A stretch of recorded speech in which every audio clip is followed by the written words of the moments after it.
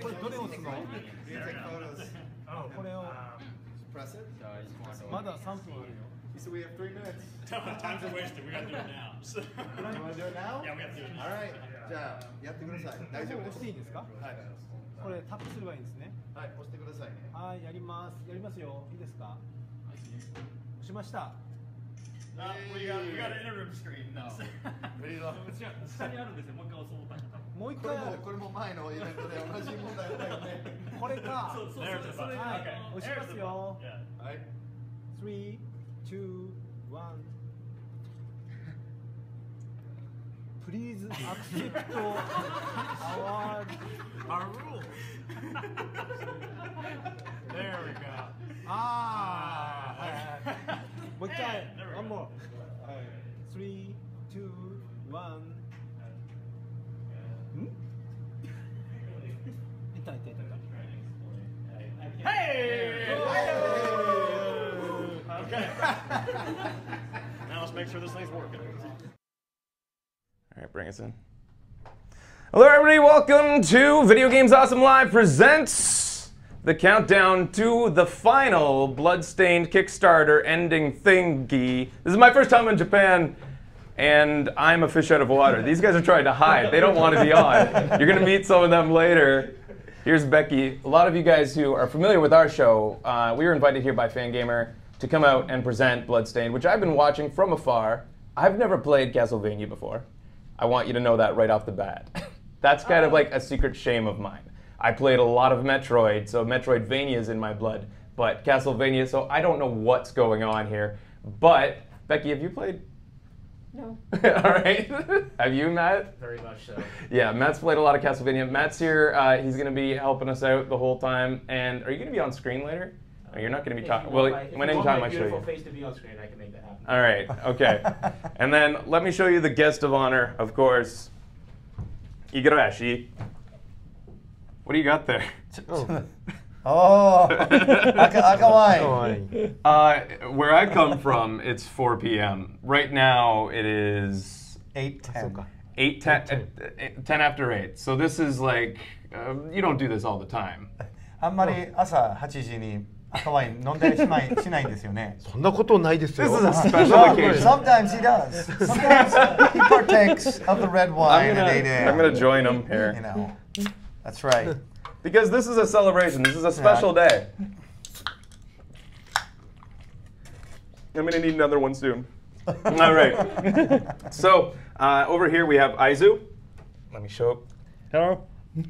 Aizu is he's the president of Inti Create, which is they're going to be making the game, right, Aizu? That's right. このゲーム作りますよね。もちろんです。いいゲーム作りますよね。とてもいいゲームになると思います。It's like it's going to be an awesome game. It's going to be the best game we ever made. And talking to you guys over here, this is Ben Judd. I think the best thing Ben Judd is known for would be. Do you want to do the quote?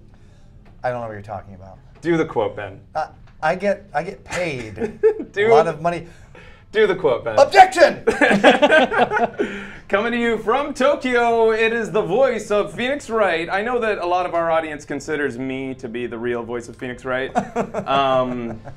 But Ben was the original. He did. He's also known for Hold It and Take That.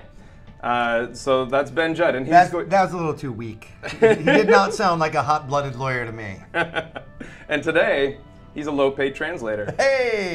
In fact, Ben Judd is Ben is kind of the guy who put all the moving pieces together for this. You're what do you call it? Partner sourcing? We're partner sourcing. I personally am a video game agent, but it's all about finding the right talented people. Fangamer, awesome. Obviously, Inti Creates, Iga, and then of course 2-player productions. Not enough can be said about them. That pitch video was awesome. Why didn't we get the contract on that? Because I can make video. I went to film school Objection! Too. All right, so we're gonna sit down. Let's. This is gonna be. Have patience with us today, folks. This was like put together very quickly. I came out here after like 24 hours notice to Japan. It's been an awesome trip. I love Japan. Land of the Rising Sun and ubiquitous bidets. It's been... Matt, I got a laugh from Matt. The day culture here is beautiful. But, well, to be fair, most people aren't even going to actually hear me or understand me. So if Igarashi and Aizu are not laughing, it's because they just didn't understand what I said. It's not because I'm not funny. All right, so let's start with, I just want to know, how has this month been for Aizu and Igarashi? How has this been played out for you guys? この1ヶ月っていうスパンの中でいろいろあったと思うんですけれども、どんな気持ちでしょうか？その今ここで、なんかすごいですよね。すごいですか？なんだろう。最初だって8000万80万ドルですよ。80万ドルの男だったのに今5ミリオンの男になってるわけですよ。ね、全然違うじゃないですか。びっくりですよね。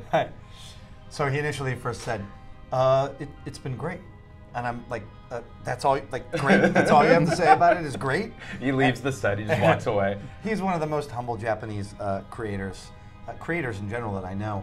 But when we first did the Kickstarter, before we launched it, he's like, maybe if things go really, really well, we'll make 800,000.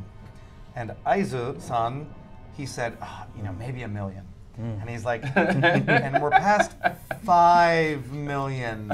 So I don't know what's going on, actually. So is it true that the Kickstarter, the money raised with this Kickstarter, there's been a lot of rumors, controversy swirling on the internet that this is just going to fund a big Igarashi castle that he's building? 実際ですね、お金、開発費に見せかけて、本当は五十嵐様専用の城を建てるためにこのお金を使おうっていうもっぱらな噂がありますけれども、それは今聞いていいなと思いました。いいなと思いましたけど、僕の友達もこれバックしててぶん殴られるのでやめときます。He said, "You know what? That's a pretty good idea. Thank you for giving me that idea, Fraser." But actually, one of my friends, one of Iga's close friends, is also a backer, and he said, if I run off with the money and build a castle instead of a great video game, he'll probably beat me up. So I probably should stick to the rules here. But the reason I bring it up is because Igarashi, and I know we're going to cover more on this later, but Igarashi is a craftsman. He is indeed. なんでそういう話するかというと、五十嵐様はある種職人ですね。今回言ってる話は指輪を作るっていう話ですよね。それについてちょっと語っていただきたいんですけども。指輪ですか？はい。指輪は僕趣味で作って、これもそうですけど、これ。Is that the ring? Is that the actual? No. Okay, but he made that. Yes. これを作ってて、作って実は人にあげるのが好きで、でその時に私まだもらってないんですけど。もうこれ予約がいっぱい入って、そうですよね。予約がいっぱい入ってで、その一個ずつ課題を入れてスキルアップできるように作ってるんですよ。で、今回せっかくあれなんで、やっぱり新しいなんていうかね、挑戦しながら、今のところ4個ですね、4個。4個作んなきゃいけないので、ちょっと一番かっこいいの作りたいなと思ってます。ちょっとこのゲームをベースにしたテーマとしてステンドグラスも何らかの形で入れるっていうふうに考えてあります。ステンドグラスは色を入れなきゃいけないじゃないですか。色って銀の場合はあんまり入れるとかっこ悪くなっちゃうので塗ることになるんで、なんで今回はそのステンドグラスがバラのようになってるので、4人全員多分みんな違うオファーがあると思うんですけど、バラに1個だけでもいいんで、バラに翼のデザインのやつは作りたいなと思ってます。So, yes, in fact, you're right. He is a craftsman. While he was being kept in an unnamed publisher's dungeons, he had a lot of free time. And during that free time, he mastered the art of ring making. Okay, so when he was supposed to be working for Konami, he was actually just I don't know, an unnamed publisher. Okay. He mastered this craft, and he said he really likes making rings and giving them away. And that brought us to the discussion of different tiers that we have, obviously, on the Kickstarter campaign. One of them is the Ring of Iga, and there is also the Iga Adventure tier. I think right now there are 4 of those that are locked down, so he has to make 4 rings. And he's like, I've been mastering my skill more and more and more, and he wants to kind of put together maybe a rose-esque pattern in this silver ring to sort of be very symbolic of the game itself. So how many of those are left that you can slot for rings? The rings, there are 4. The Iga Adventure, I think there is 1 left. Okay, so you have a chance. That's one of the things that I've been surprised by, is that the Iga rings are not yet taken. He's making them personally in his castle, wherever that may be, probably just down the street. But Iga is going to make a silver ring for you for how much does it start at? The bottom basement price of $7,500. $7,500. So, but really, if you're into jewelry, that's the thing to do. I want to point out the fact that I'm allergic to beer. It only happens for I get splotchy for the first beer, and it'll go away. So if you're worried about me, don't worry. It's also hot as hell in Japan, but the air conditioner's not too bad today. I want to, if you don't mind. Peak achievements? Well, we'll get there in one second, but I want very quickly to talk. I want to ask them, because in this Kickstarter campaign, we blew through so many stretch goals. And when we were setting up the $5 million stretch goal, that people on the internet were going crazy over there. Tell us, what is it? What is it? On all the websites, NeoGAF, people were having meltdowns, being like, why aren't they telling us? If it wasn't clear before, Ben is the money guy on this kind of too. He's the guy who's been watching the stats constantly, addicted to them. On subway trips with him, he's buried in his phone. He's like, man, we've done the best. We are the best. Yeah. I'm like, really, Ben? He's like, is that so? And he's like, we clearly are the best. I felt kind of like a Lex Luthor, yeah, he's the internet. Cackling. Yeah. But, we've cleared so many different stretch goals, and I'm very curious between Aizu-san and Iga-san, of the different stretch goals, which one they're most interested in doing. ストレッチゴールいろいろ突破したと思いますけれども、お二人さん、こういうストレッチゴールは楽しみにしてるっていうのは一つ教えていただきたいんです。楽しみにしているのはですね、そうだな。逆に楽しみじゃなくて、これは大変だぞって思ってるのがありまして、実は今のミニゲームあるじゃないですか。あれがですね。ギャップと比較して、結構いい感じの予算を使うので、僕は今ドキドキしてます。So first, Iga answers that and says, rather than saying the stretch goal that I'm interested in doing, I'll turn it on that question on its ear, and I'll say, the one that scares me the most is the mini game, the prequel. It's an entirely standalone. It's an entire standalone game, and actually, the way the stretch goals work, you're not making that exact amount of money because there's PayPal, there's Kickstarter fees, and there's fulfillment fees, and there's first-party fees, and everything. So, trying to calculate how much you can make it for and how it fits in the whole great big scheme of things is a huge challenge. And actually, those two goals of both the portables and, of course, the normal console and PC versions of that are not cheap and going to be a challenge. And he's trying to fit it within the overall budget and make sure that it's going to be great, but still not blow the bank as far as how much you're putting into it. That's going to be a challenge. Has Aizu been worried as you guys keep coming up with these stretch goals that you're not going to be able to meet them based on the budget that you've set, that you've been maybe a little too generous to fans? 会津様は結構やっぱり人月レートとか予算とかそういう社長ですから気にして当然だと思いますけれども、ストレッチゴールを設定するたびにこれは本当に予算的にきついじゃないかとかそういうちょっとアラームが鳴るようなことはありますかと。そうですね、ありますね。あるんですけど、結構五十嵐さんとすごく打ち合わせをして決めているので、最終的にはフィックスしていると思います。大丈夫です。とはいうものの、結構そのバッカーの方がいろいろ今回すごい支援いただいているので、多分大丈夫です。いいのが作れると思います。あれもいいのが作れると思います。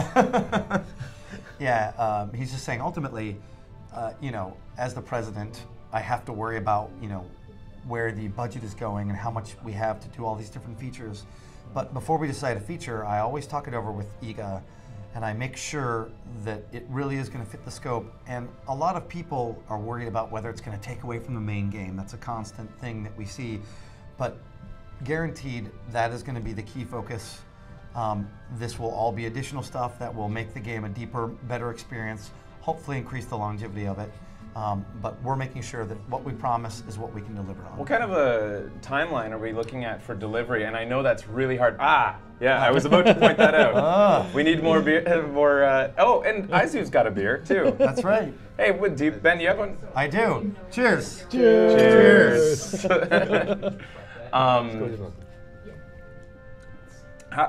there a timeline or like a hope internally for how long before delivery once this Kickstarter ends? And I know that's extremely hard to estimate, but what is the hope? その発売日、今目指してる発売日、時期っていうのはいつですか？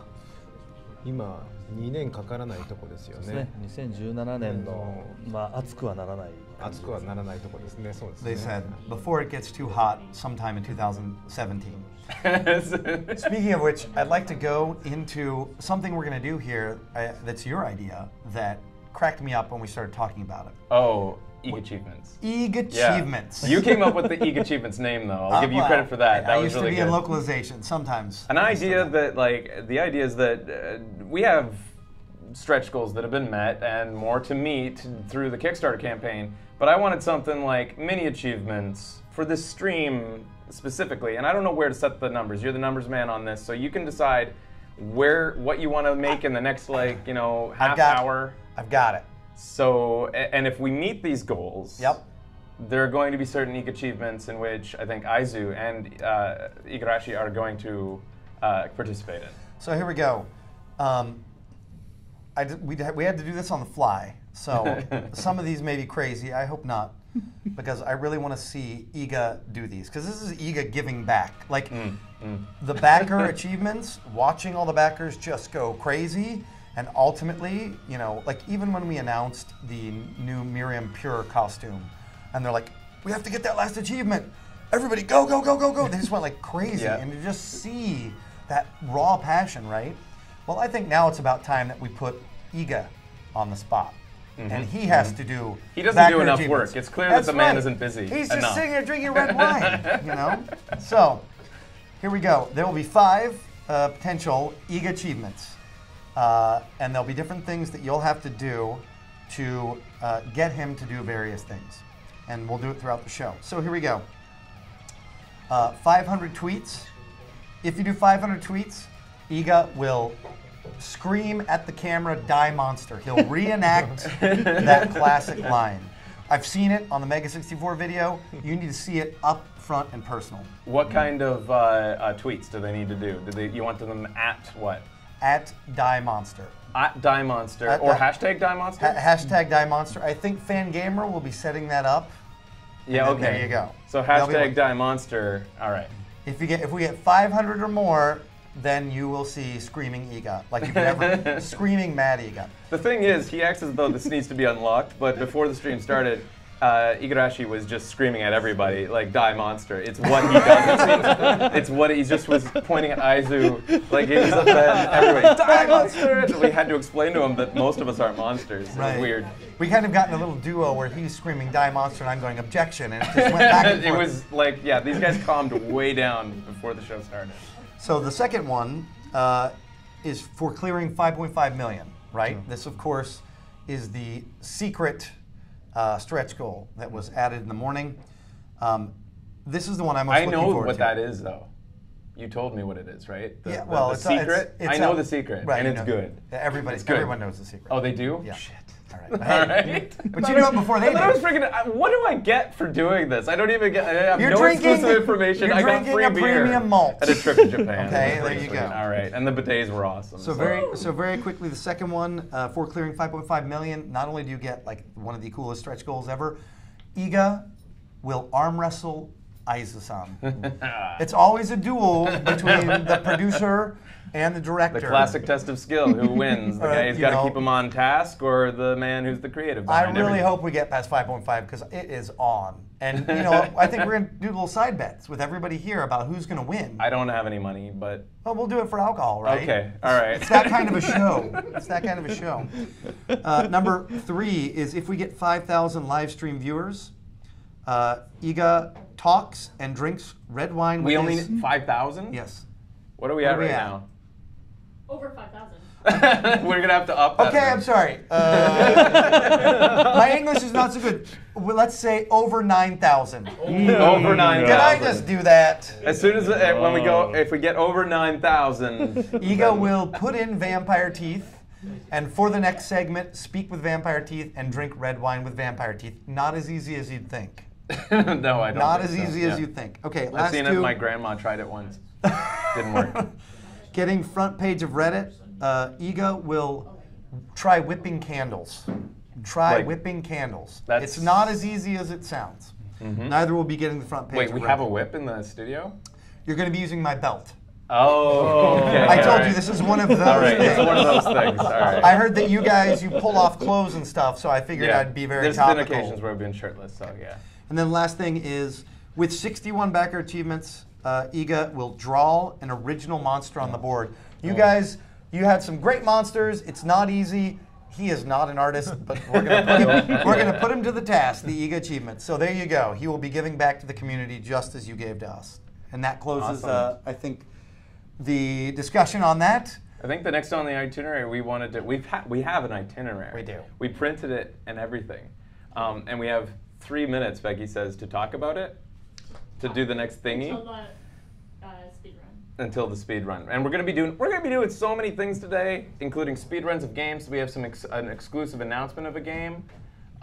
This isn't just going to be 4 men getting drunk on chairs. This is going to be actual gameplay on Twitch TV, which specializes in gameplay. We're gonna get to watch Iga even play some games while Iga's being going to play drunk some on games. red wine at 8 a.m. We're gonna have developers on the show, but we wanted to talk about merchandise. Very quickly, yes. Merchandising. Merchandise.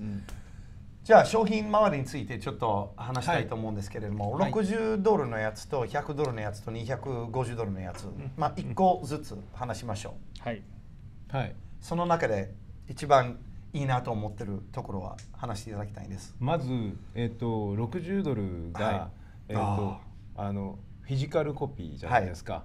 で、まあ今回あまりフィジカルコピーをどうなんだろうと、まあキックスターターでやるにあたってフィジカルコピーってそんなにいかないんじゃなかろうかとかっていう話もあって、で値段もその$60だったじゃないですか。まあ結構いいお値段なのであれだったかなと思ったんですけど、僕はちょっとびっくりしたのは僕前から言ってたっていうのもあるんですけど、まあ僕のゲームのファンってやっぱりすごいニーズというかその欲しいっていう欲求がすごく強くって、なので今アメリカの市場って結構ほら価格安いじゃないですか、だけどもうちょっと高くしてもいいと僕は思ってたんですよ。それがなんかすごく実証できたような感じで、もうあそこにすごい集中したじゃないですか、だったんでなんか非常に$60はやってよかったなと思いました。まあそれは伊賀様もボスとして登場するっていう魅力もあるかと思われますけれどもまあ多分すぐ死ぬと思いますよ。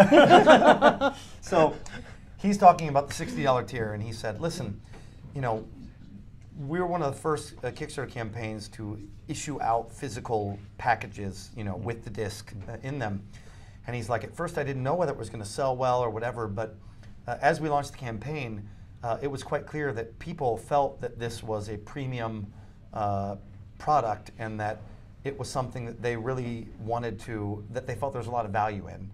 And he's like, it shows the sort of passion that a lot of fans have for these sort of games, and especially for his sort of games, which is very exciting to see. I think the average backer pledge is like $84, $85, almost unheard of, you know, for a Kickstarter campaign going over $1 million. And then I said, well, maybe it's because you were a boss in the game, and maybe that's why they wanted it. And he said, no, I'm going to die really quickly. I'm sure I'm weak. That's an exclusive tier. That is an exclusive tier. And it's for backers, like you will not be able to fight Igarashi if you do not support the Kickstarter campaign. What tier? If you're not a backer. If you're not a backer. So That's you just have to be a backer and you can fight Igarashi. So don't wait around until the game is released. You want to be a backer. I'm going to have a great time. All the time he called me Die Monster, you know, like I'm going to get my revenge in the game. So he thinks that he will die quickly as a monster? That's what he said. Thinks he'll be a terrible monster? We have one more tier, and then we got to jump to the speed run, and that is, I'd like to ask Aizu-san what he liked. $100と$250のやつ、1個、それについて語りいただきます。アートブックついてるのはアートブックはついてる$100ですね。$100ですね、アートブックがついてる$100のがやっぱり私としてはかなり$150$150ですね。はい。サントラがついてる。そうですね。今回は夏目がかなりたくさん絵を描くと思いますから、そういった意味ではアートブックはすごく魅力的なものになると思いますので、そのリワードを選んだ方はすごくラッキーだと思います。Yeah, so he's very happy of the $150 tier, which gets you the art book. Natsume-san, the main artist, who's created a whole bunch of just really great art and images, he's going to put a whole bunch of art in it. He is a fantastic artist. He's really excited about this Are we product. talking to him later? We are going to talk to him about later. Awesome. Can have an art discussion. Cool. But he's like, that's the one thing I'm super excited about. And he's like, you know, the only way you're going to really get this is during the is as a backer, and therefore, you know, this is going to be a premium thing that people are not going to be able to get in stores. Therefore, if you miss it now, you're really going to regret it because it's going to be awesome. And Igarashi and Aizu, are you collectors? Do you have a lot of physical discs at home? コレクターですか？なんかそういう物理的なそのパッケージものとかそういうのを収集します。僕は物理的なディスクは欲しいんですけど、パッケージは割となんですかね、収納に困るんで、アホみたいにあるんで、パッケージはある程度経ったら処分しちゃいます。はい。He's like, yeah. Aizu様？私は結構コレクターだから棚にずらっと並べます。So both of them are collectors, but they do it in different ways. He has a smaller house with less space, and therefore that's a lie. He lives in a castle. He says he has to. Well, you know, a Japanese castle is not as big as a European. Oh yeah, castle. I forgot. Yeah, we don't have as much space here. So he packs it all down, and that means sometimes he has to throw away some of the packaging, which is very disappointing. But Aizu-san, he's like, it's very pretty and pristine, and I have proper places for it. So they're both collectors in their own right. Awesome. We're going to move on then to a little action. Do we want to bring in the speedrunner to introduce him real quick? I think we should very quickly. So we'll go to the kind of like gameplay and us shot, and we'll come on in. We'll get you a nice, comfortable seat. You can actually we'll go like this. I'll sit down for a moment, and you sit where I was sitting. And what's our speedrunner's name? My name, Mihai. Mihai is joining us to play some Maluna up there. All right. La Mulana. La Mulana. And which version of La Mulana is this? This is number one. This is. So we're going to be going full screen with this. He's going to beat the whole game. And No. It's a very long game. Okay, so how far do you For think however far he can get in about 10-15 minutes. Okay. 10分15分ぐらいしかないので Can he set a goal for 最 himself? 速スペースもうスピードでお願いします。それクリアできますかと言われてるんですけども、なわけないですよね。はい。It's like I can probably beat the first boss. じゃあそれがチャレンジです。First boss So を we 倒 must していた beat だ the きたいで first す。 boss in how long? 何分ぐらいでクリアできると思いますか About 15 minutes. 15 minutes. Go. He will beat the first boss. Go. All right. Let's see So this. we're gonna take a break here while he's not gonna take a break, but we'll be back very soon with in 15 minutes or so with what do we got next? Excuse me, I have to look at the itinerary. It says here a language/voice discussion with someone here from Playism. Nayan Ramachandran. All right, guys, we'll see you soon. Enjoy this gameplay as an expert plays. I know it's not common on this stream to see somebody expert play a game, but we're going to watch some actual skill now. We'll be back soon. Keep watching and get ready to tweet. See you soon. Go full screen. Awesome.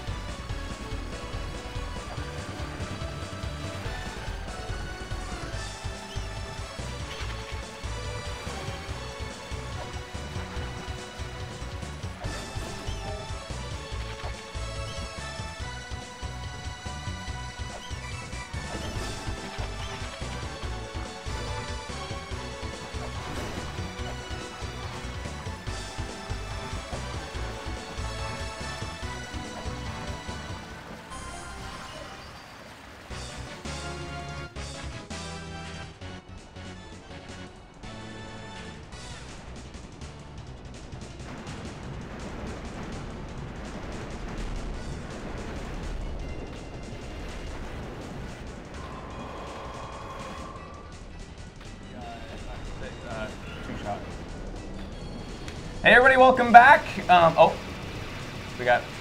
Welcome back everybody to Video Games Awesome presents the countdown to Bloodstained. The game won't be released. It will not be released at the end of the stream. They have to make it first. But right now we're just kind of doing a celebratory stream as we near the end, and it's funding. As we watch some speedrunners exhibit their skill. He has to, the pressure's on, he has to finish this boss. He's got 5 health left. While we're watching this, by the way, this is Nyan, and he's, you guys localize games. Yes, yeah, so I'm the marketing manager for Playism. We work with, actually I give the spiel on the podcast before, and I see if I can do it properly this time as well. Okay. We're an indie-focused digital distribution platform that works with indie game developers to bring their games to foreign markets. And can you translate that for me? I just didn't understand a word he said. He said, we're great and we help out Japanese independent developers. Yeah. And he just won. Level 5 boss. That's right. That's how they speed run in Japan. So we want to thank, I forget his name. Minhai-san. Minhai. Minhai? Thank you very much. And then one correction we wanted to say before we Sorry, continued. if it wasn't clear enough when we were talking about the different tiers, $60 or more is the only tier that will support go full screen now. the Iga, the Dark Iga Hidden Boss and the Sword Whip. So it needs to be $60 or more. It's not the $28 tier, or the $5, of course, tier as well. So you got to hit 60 if you want to fight Iga. That's right, big 6-0. All right. And we have some other news to announce, which is you can't see this on the Kickstarter page because PayPal total is hidden, but we're giving you access to the account today to show you the total. And the PayPal total is now at 206,338, and that contributes towards, Ben, does that help the goals that we're trying to reach? In fact, we are very close to the 5.5. And the Aizu versus Iga arm wrestle off, which is just another bonus. And that link to PayPal, if PayPal is the preferred method, is on the Kickstarter page? That's correct. Awesome. All right, and there's something else we want to do before we talk more in depth with Nyan. We're going to do an EAG achievement right now. We have 5 to do today. If you're just joining the stream, EAG achievements are going to be something, this isn't really based on the Kickstarter. This is based on Kickstarter goals, but tweets. We got all sorts of things for you to do. Do you want to run them down again real quick, Ben? Real fast. So Fangamer actually gave me a list of new achievements because they thought that I was being a little bit too easy. But you know what? I just want to see Iga dance like a monkey. The point is, these achievements will be met. Just watch the stream because awesome stuff's going to happen. Iga's going to do some amazing things like Speaking of which, they did already get 61 backer achievements. So yes, you have the Miriam Pure costume. Congratulations. Because that was an awesome costume. And what that means with 61 is that Iga will try his attempt at his own original monster. He's going to draw a Castlevania monster. そのモンスターをぜひ書いてみていただきたいと思います。これはゲームには出ませんよ。He wants to be very clear that this monster will not be in the game. Okay. And I'm sure after we see the low quality of it. Yeah, それ自分で考えないといけないんです。とりあえず、どうしようかな。Get the handheld mic. Oh, we'll bring that up for Iga. そんなことされたら、とりあえず僕はジャミラが好きなので、こうでしょ。Oh, he's starting. Oh, he practiced this. He did. He was worried. He knew that he was going to have to draw today. He got nervous and practiced. It's an Iga cheatment, not an Iga achievement. This is too good. やっぱり日本を代表するね。See the mistakes we told him about this last night. That's right. We shouldn't have told him about it. This is very representative of a やっぱり Japanese こ sort of う monster. 役に立たない羽をつけ He's て。 like, of course, there's wings that it obviously won't propel this monster to fly. They're just there for looks. There's sort of like the pinky finger, just sort of atrophy over time of evolution. There you go. All right. とりあえず足は4本ぐらいあったらいいですかね。 He's like, probably should have about 4 legs. That sounds about right, doesn't it? で、とりあえず強そうな手だけは作っとかないといけないん He's like, で。 yeah, gotta have really strong hands though. Big hands, I know you're the one. ここまでこうあれっぽいんだけど、こっち側はなぜかメカの銃が He's つい like, てる。 he's like, yeah, and he's got a big strong hand on the right arm, but then all of a sudden, there's no rationale behind it, but he has a mecha like laser flamethrower arm thing. Because why not? It's a Japanese creature. It's got to have something robotic on it, right? Iga's actually the concept artist on the new Doom. He's like, this is a boss, right? ボスなんで強いんでここに中隊長マークをつけましょうか。 Since it's a boss, you got to have some sort of like symbolic thing, and a gigantic thorn sticking out of its head. Of course, symbolizes nice strength for it. Game development is easy. Yeah. あとここに500ミリオンなんで。あ、550だったな。550ミリオンにしましょう。 He's like, yeah, and it needs to have some sort of like identity to it. So yeah, I'll put, say, 550 million yen, so $5.5 million. Oh. あと尻尾書くの忘れた。 He's like, oh, I forgot the tail. あ、need a tail. 5.5ミリオンです。ごめんなさい、5.5ミリオンです。で、尻尾がこうあって。ちょっとアイズさん、それあかんですよ。これ協力プレイのイガチーブメントではないです。This is not co-op mode for writing the Iga achievement. It's got to be all Iga. Aizu-san can't jump in and help. That's starting to look a little bit like a scorpion stinger on the end there. この尻尾からこうやっぱり僕は日本人なんでここにカッパをつけましょう。カッパ。Aizu seems to be the most entertained person right now. Because it's a Japanese creature, we need to add what is known as a kappa, a very traditional Japanese monster. Kappa's on top. So it's on its tail, and it's like the little navigator that's speaking. 皿が乾くよって言ってる。 I'm picturing this is like a typical game development meeting between Aizu and Igarashi. Aizu just breaking up は laughing. い、できました。なんて書いてある？皿が乾くよって書いてあります。 We lost video. Here, we just got. 皿が乾く。We just gotta grab a new mic or a new battery for that camera here. こいつなんだけど、本体こっちなんで。はい。ここしかダメージしてません。なるほど。We're just bringing ourselves back in. Here we go. He's even planned. He's even planned for the fact that the kappa is actually the thing controlling the beast. 足りない。 The only way you can do damage to this monster is if you attack the kappa thing on top. That's Oh, a weak okay. spot. こ So he's こ thought から about weak クリ spots. スタルが。 And he's like, oh, and don't forget the magic crystals. We need to have crystals so that it ties into the game theme. Wow, this seriously needs to be in the game. An editor. I know. It's ridiculous. You need somebody to. Well, can we get Aizu to be the editor? Can he like come in and say what needs to go, or like if anything ちょっ needs to be reeled と in? つけすぎじゃないかと。それでちゃんとこれはあってもいい。これは省きましょうって言えるような今伊賀様のプロデューサーになるようにしたら必要かなと思います。相津様が伊賀様のプロデュースしていただきたいと思いますんで。プロデュース力はここにじゃあやってください。 So he's like, well, okay, go ahead, Aizu. Go ahead. ギミックが多すぎて多分すごくコストが高い。 He's like, there's too many things on this with the mecha and the creature. He's like, this is gonna be a very expensive boss to create. 何かギミックなくさなきゃいけ We ない need か to ら。 remove one or two things from it そう to make it 私 more が cost 考 performance. えるにカッパをなくした方がいい。 He's like, we gotta get rid of the kappa. And he's like, I like the kappa. The kappa's great. む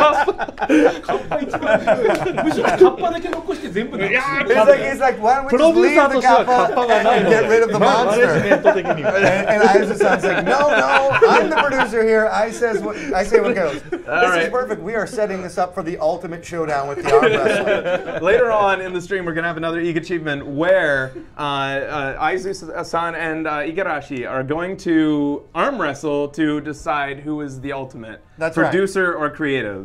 That's right. All right. So thanks for watching that segment. Well, I mean, that's the highlight of the day so far. Now we're gonna go back to the boring stuff with chatting with the Becky feels sorry for The them. non-Iga people. So we're here at, if you're just joining us, in T Create Studios. And there's all sorts of people that I've just met yesterday here, so I'm still learning about them. So you're literally seeing me learn about what they do on stream as we talk to them. So just, yeah, we'll all scooch in here, we'll get comfy. I freaking love that as a background now, the Igarashi monster. And for people just tuning in being like, what the hell? Yeah, what is- scribble in the what is that? background. That's what you get for 61 backer achievements. Yeah. So that's, how did we accomplish that? 61 backer. There are backer That's all achievements they- on the campaign. right. They only had 59. The 60th Oh, okay, one that's how we gave them a achieved free that. costume. The 61st one gave them this. That. Let me ask for what a name. Iga-sama, 名前は名前ははい。ビスマルクカッパ三世です。What did he call it? He said Bismarck. Aizu was just leaving, right? He said Bismarck Kappa the Third. So I think the Bismarck is representative of the mecha, the steampunk, but Kappa is the Japanese monster, and then the third, just to give it a little flavor. All right. Okay, so back to brass tacks. Indeed. How are you going to pay these guys if you don't back the Kickstarter? So that's how we start this off. That's right, back the Kickstarter. So Aizu, Nyan, Aizu just there grew are a so huge many beard. names. When I met Diane, I was like, You Diane, look kind of Diane, are similar you- when I look at you. I was side by wondering, side. because Diane, you speak Japanese. I speak some Japanese, yeah. And I heard him speaking Japanese, and I hear his name's Diane. I was like, was an Indian guy born in Japan and named by a Japanese family? I'm actually Aizu's son. It's Is that not what well it is? known. 'Cause it sounds Not, like, not to me- Bismarck Kappa the Third. No. That's his other son. That's his other son. Because Yeah. it sounds to me like a Japanese name, but it's just really cool, like Indian name. Oh, nine. Yeah, no, it's actually really traditional Indian. So name, yeah. tell us about what you do a little bit more. All right, sure, yeah. So Playism, basically, we are both a publisher and a digital platform. So we've got like Playism-games.com, which is like a DRM-free portal where you can get DRM-free versions of indie games, both Western and Japanese. What kind of indie games have you guys done? So we've done La Milana. We did the game we just Japanese, played? the game that was just on stream. We did a roguelike, a Japanese roguelike called One Way Heroics. We did the Japanese version of Machinarium. Awesome. And your recent release is? The recent release was D4 Dark Dreams Don't Die on PC. You like this, right, Fraser? I love it. I love it. So The guy, you've been- he doesn't know what Castlevania is, but D4. It's weird. It's just one of those games that, like, little Fraser had to save up for games, and you had to cut out some things. And I spent my entire, like, I think 5th grade saving up for Earthbound, and so some things had to go. Castlevania didn't make the cut. Right, fair Not enough. for lack of awesomeness from Castlevania, but you know, Nintendo Power didn't sell it hard enough, I guess, is the only problem. But so you've been working with Sweary65 Yep. to bring that, and I'm hearing that there's going to be a lot, hopefully. Hopefully. If it does well hopefully. on PC. Yeah, if only there was a PR guy from Access here, he would probably try to strangle me right now So this before is saying anything. like I'm slicing out this moment to say, if you even if you've watched or if you've played it on Xbox One, buy a copy of D4 because I want it to be successful. And Becky's telling me I have to go, but we have to move on. Change the discussion. All right, change the discussion, but please buy that D4. I just wanted to very quickly say that one of the things that's really great on this Kickstarter is, of course, you know, we're going to be supporting the standard FIGs. That's French, Italian, German, Spanish, English, and Japanese languages. But the gamer will be able to, when they play the game, choose Japanese voice or English voice, which is something that everybody was asking for. And again, we watched the Kickstarter campaign and realized that was important. Talked with the production side, and they said, "Okay, we can do it." It's not How gonna much be of the easy. game is voiced? イカ様、タイトルのボイスは何本ぐらい、何本っていうかどれぐらいボイス出ると思いますか？そのブラッドステインのボイスの量はどれぐらいあります？それは何で換算すればいいんですか？まあ今までのタイトルで言うと同じくらいなのか倍ぐらいなのか、すべてがボイスなのか。すべてが今までのタイトルの多分ですけどいわゆるポータブル機よりは多い。いわゆるデスクトップでやってるタイトルと同等かそれ以上。Yeah, so ultimately, the amount of voice will be more than the voice that you would have seen or on any of his portable games before. Obviously, games that were on the console that he's done before, at least that much, probably more. So you're going to have more voice than what you. So we're talking about David Hayter and then a Japanese David Hayter counterpart then. Potentially, and Robbie Belgrade, of Robbie course, will be in Belgrade. this as well. So this is what you do then too, Nayan? So we actually are not involved with the voice acting stuff. We're just working with the actual text localization. Oh, okay. Awesome. But I think we also have a video letter from a special group of people. We're going to throw to a video letter now. Who's presenting that to us? Or should that be a surprise? Let me just say one thing about this group. I've known them for a long time. you're going to get to hear from them personally in the video letter, but I'll say this. They helped us out at the 0 hour, come up with a great title for the game. Also, they helped us with connections to bring the Amano poster into the fold. So thank you very much, 8-4, and I'll let you speak for yourselves. All right, and good luck, Diane, bringing this stateside and Japanese side, both sides. Absolutely. Keep watching, guys. We'll be back right after this video letter from 8-4.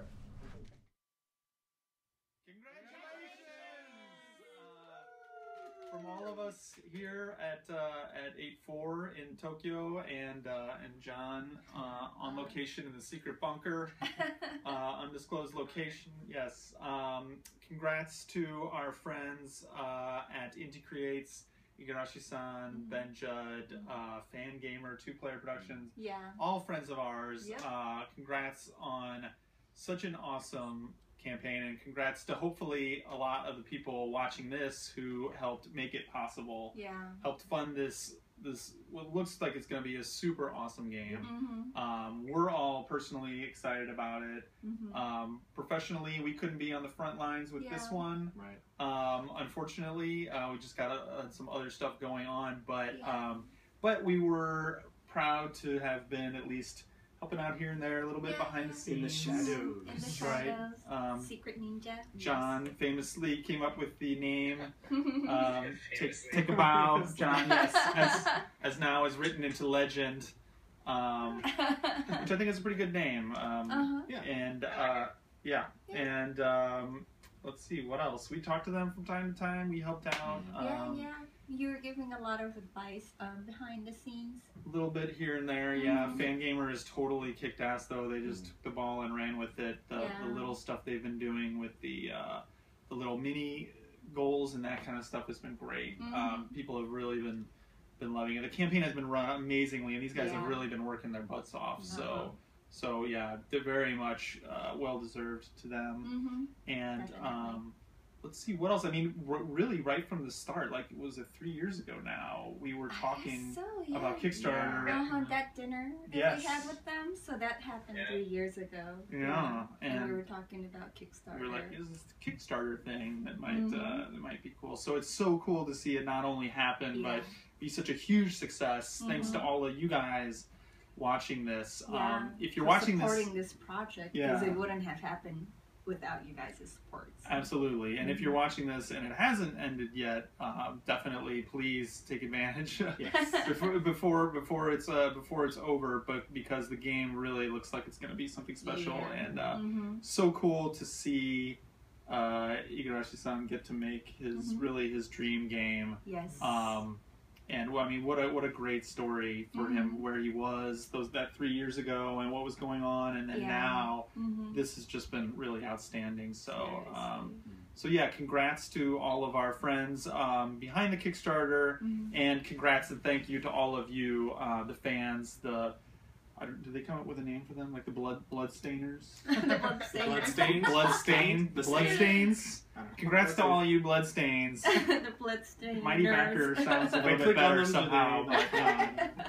Stainbacker, Backerstains, Backstains, I don't know. Anyway, congrats to all of you guys as well for what is going to be a kick-ass game. And yeah. I think that's about it, so congrats. Igarashi moves!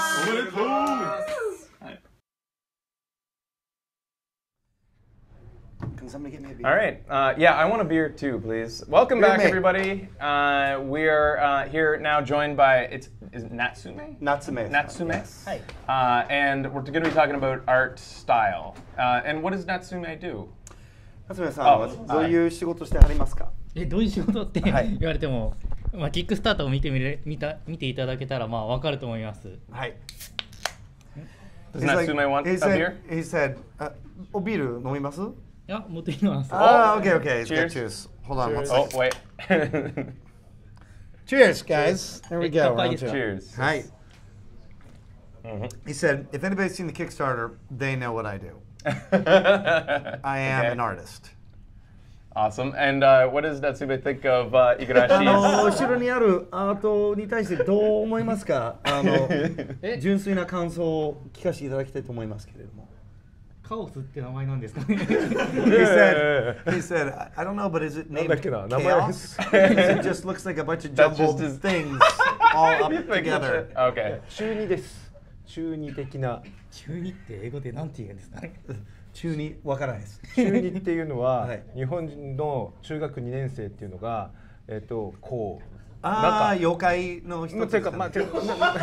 妖怪じゃないですよ。なんか自分の考えですごい設定みたいなのも中二。俺の力はまだこんなもんじゃねえっていうのが中二的考えってやつで、もうとりあえずなんかいろいろ入れちゃうっていうのが中二的。So he's basically, and I don't know if I have the translation right, but he's pretty much saying you're like a second year junior high school kid that thinks he's like a rock star and just throwing everything together, thinking that it's awesome when it's not. Okay. You're not refined. You're just a wild spaz as an artist. And Natsume thinks it should be called chaos. It's a very delicate dance, Japanese social intricacy of like the hidden insults in the name of the creature. It actually wasn't so hidden. It wasn't so hidden. Okay. Not as intricate as I thought. So more about the art style. Like, what was the inspiration going behind the game? 夏目様のそのアートを作る時のインスピレーションとか何をそのテーマにして考えてはりましたか？まあそうですね。今回はそういう石とかあれバラとか入ってるんで基本的にそこら辺の資料とかを見て考えてますね。なんであれいろいろと宝石のあれ種類見たりとか、バラの種類とかを見てましたね。あと単純にゴシック系のやつをいろいろと見てた感じです。Yeah, so you know, one of the key themes is the magic crystals, and then of course how they end up forming like rose-like formations on the different bodies of the characters. So I did a lot of research into different stones, crystals, roses, etc., and looked at how they would be formed, how the petals could come together, etc., to create different tattoos or different patterns on the different characters' skin. Did he? And of course, the Gothic style was important too. Oh yeah, and did he have any inspiration from the Castlevania legacy? Did he look at the old games and try to have some continuity in the style? 昔の悪魔城ドラキュラタイトルとか、言ってみりゃ早見小島様とかそういうのを見て、引き継ぐと言いますか、それ一部入れるように作ってはりましたか？そうですね。やっぱりそこら辺の雰囲気というかやっぱり感じ方はあるとは思っているので、そこら辺もいくらか参考にしつつ、あれでもまた新しいもの、あれ今回のそういう結晶とかそういう要素にちょっと変換させた形でやったらどうかっていう形ではやってますね。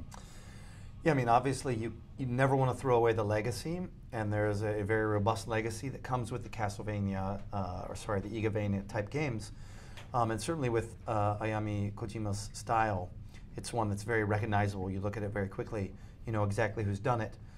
So that was very important to also put in the art, but still, this is its own game. It's a new game, and with the crystals and the roses that bring a certain beauty and a certain more amount of color than what they've had in the past, I had to also take that into account. So it really is a hybrid of trying to show respect for the old style and the legacy, but also create something new.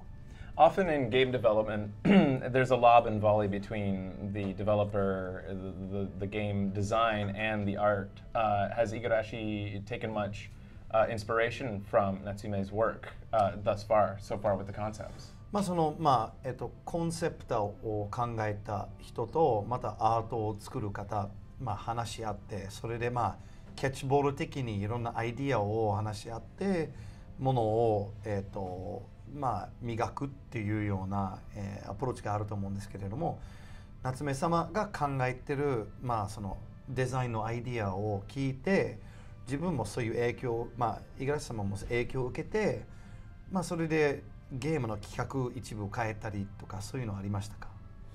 まだゲームの企画の話をするとまだこれからなんで、ただいろんなアイディアをもらってるので、それをゲームの企画の方にもフィードバックできるものがいっぱいあるんで、それはやっていこうとは思ってます。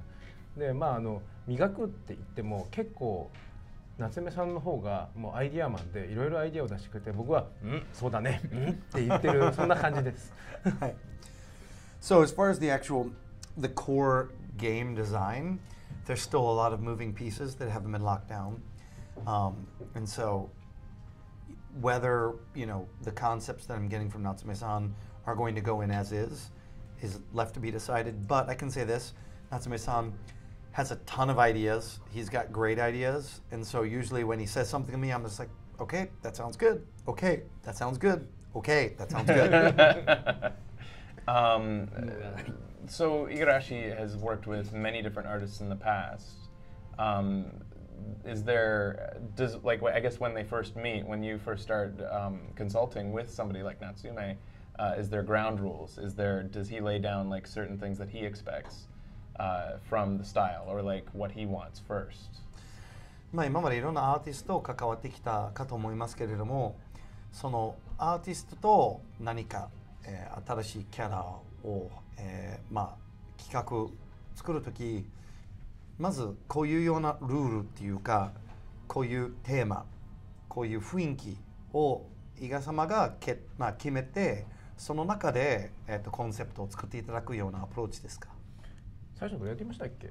なんかキャラクターの簡単な設定作ったんでしたよね。そうですね、最初いろいろとテキストでもらって、で、あれその宝石の要素とか結晶の要素が欲しいっていう話だったんで、何かしら盛り込んでほしいってあって、最終的に今のちょっと宝石だと単調になっちゃうかなと思ったんで、ちょっとそこにより記号性が欲しいかなって形でちょっとステンドグラスは彼のアイディアなので、なんかゲームの今もう完全に中核になってるじゃないですか。はい、もうね、僕のアイディアいらない。いらない。彼がいればなんとかなりますこの世界。He said, initially I threw over a few lines of text of what I thought were interesting concepts, and one was the idea of crystals being forged in the different characters' flesh, to which Natsume-san just took those sentences and started building out art.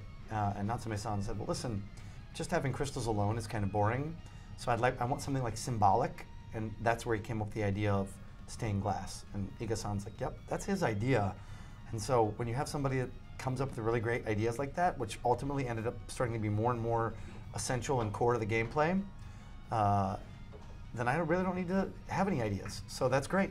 So in a way, Natsume is also a game designer in some small way, in an inadvertent way. ある種、間接的かもわからないんですけれども、夏目様も企画マンの一人かもわからないですね。それなれれば幸いです。いやなります。僕はあれですもん、人の力でなんですか、周りの人が頑張ってくれて今の僕がいるっていう感じなので、これからもみんな頑張ってくれると思います。でもステンドグラスとかはあれやっぱ伊賀さんのやられたやつで、あれ結構そういうインパクトのあった一つでもあったので。それはデザイナーさんの仕事ですね。僕の周り本当にね、いいことに本当に優秀なスタッフが集まるんですよ、なぜか。なんで本当にいつも楽させてもらってます。はい。I love hearing these conversations because I can't wait to hear what they laughed about. So right, yeah, right. Ben can tell you what was funny. So ultimately, he's saying, it would be great if I was also considered a planner or someone that was coming up with key concepts for the game. And he said, you are. Trust me, you're great. And they started complimenting each other, saying, "Oh no, you're great." And he said, that's when they were crying. That's what they were saying. Tears were coming out. No, there were tears of happiness. All right, single-manly tear of joy. I was joy. wondering if they were crying like sad or sad happy. No. Yeah, okay. But he was saying, Iga-san was saying, I'm very fortunate because in my career, it's always been one of which talented people have surrounded me, and they have kind of pushed me up and pushed me forward. No man does it all by himself, but I certainly have had more than my fair share of getting very lucky with talented teams to work with, and this team is no different. One of the reasons why this Kickstarter was such a success is obviously because we had the right people here supporting me. And he's like, and I'm looking forward to them again supporting me. What a lovely-dovey atmosphere we have now. Yeah, I was going to say. Cheers. So beautiful. It's such a beautiful thing, the gaming industry. いい感じですね. Nice once again. そうですか. He's like, thank you. To get back to the critical look at between these two, I want to have them back butting heads again. I would like to see Natsume maybe take Igarashi's sketch, and could he flesh it out into like his version, what he sees in that, and make it just like more ready for publishing type of style? まあさっきですね、はい、会津プロデューサーがですね、ちょっと伊賀様のデザインはちょっとギミックが多すぎてコストパフォーマンス的には割に合ってないというまあご判断が、ありましてですね、はい、それでやっぱり夏目様、まあプロの中のプロにこれをどうやって変更したらもうちょっと割に合うのかっていうのをちょっと今付け加えていただきたいんですよ。付け加えたらダメでしょ。付け加えたり、まあ消したり、とりあえず改善していただきたいと思います。置いてやるのに付け加える形。すいません。付け加えるっていうのは間違ってます。はい、改善っていうところで。すいません。僕普通に壁ボスみたいな扱いになるかなと。壁ボスだ。とりあえず今ちょっとやっていただきたいんですよ。2、3分ぐらいどうにかこれを直していただきたいと思います。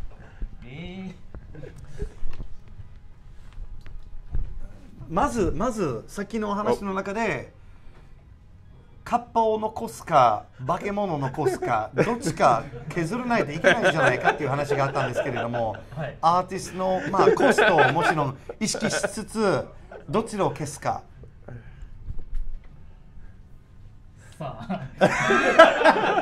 困ってはります。I was saying that, hey, you know, the producer, Aizu, came over and said, listen, too expensive, got to cut some stuff out. Right. And it was the discussion of whether we keep the kappa or keep the monster. And he's like, so you have to decide now which one. Yeah.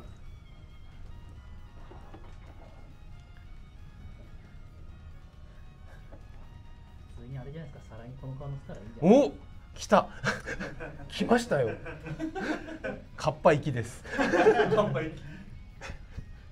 So is Igarashi worried that the kappa is going to go at this point?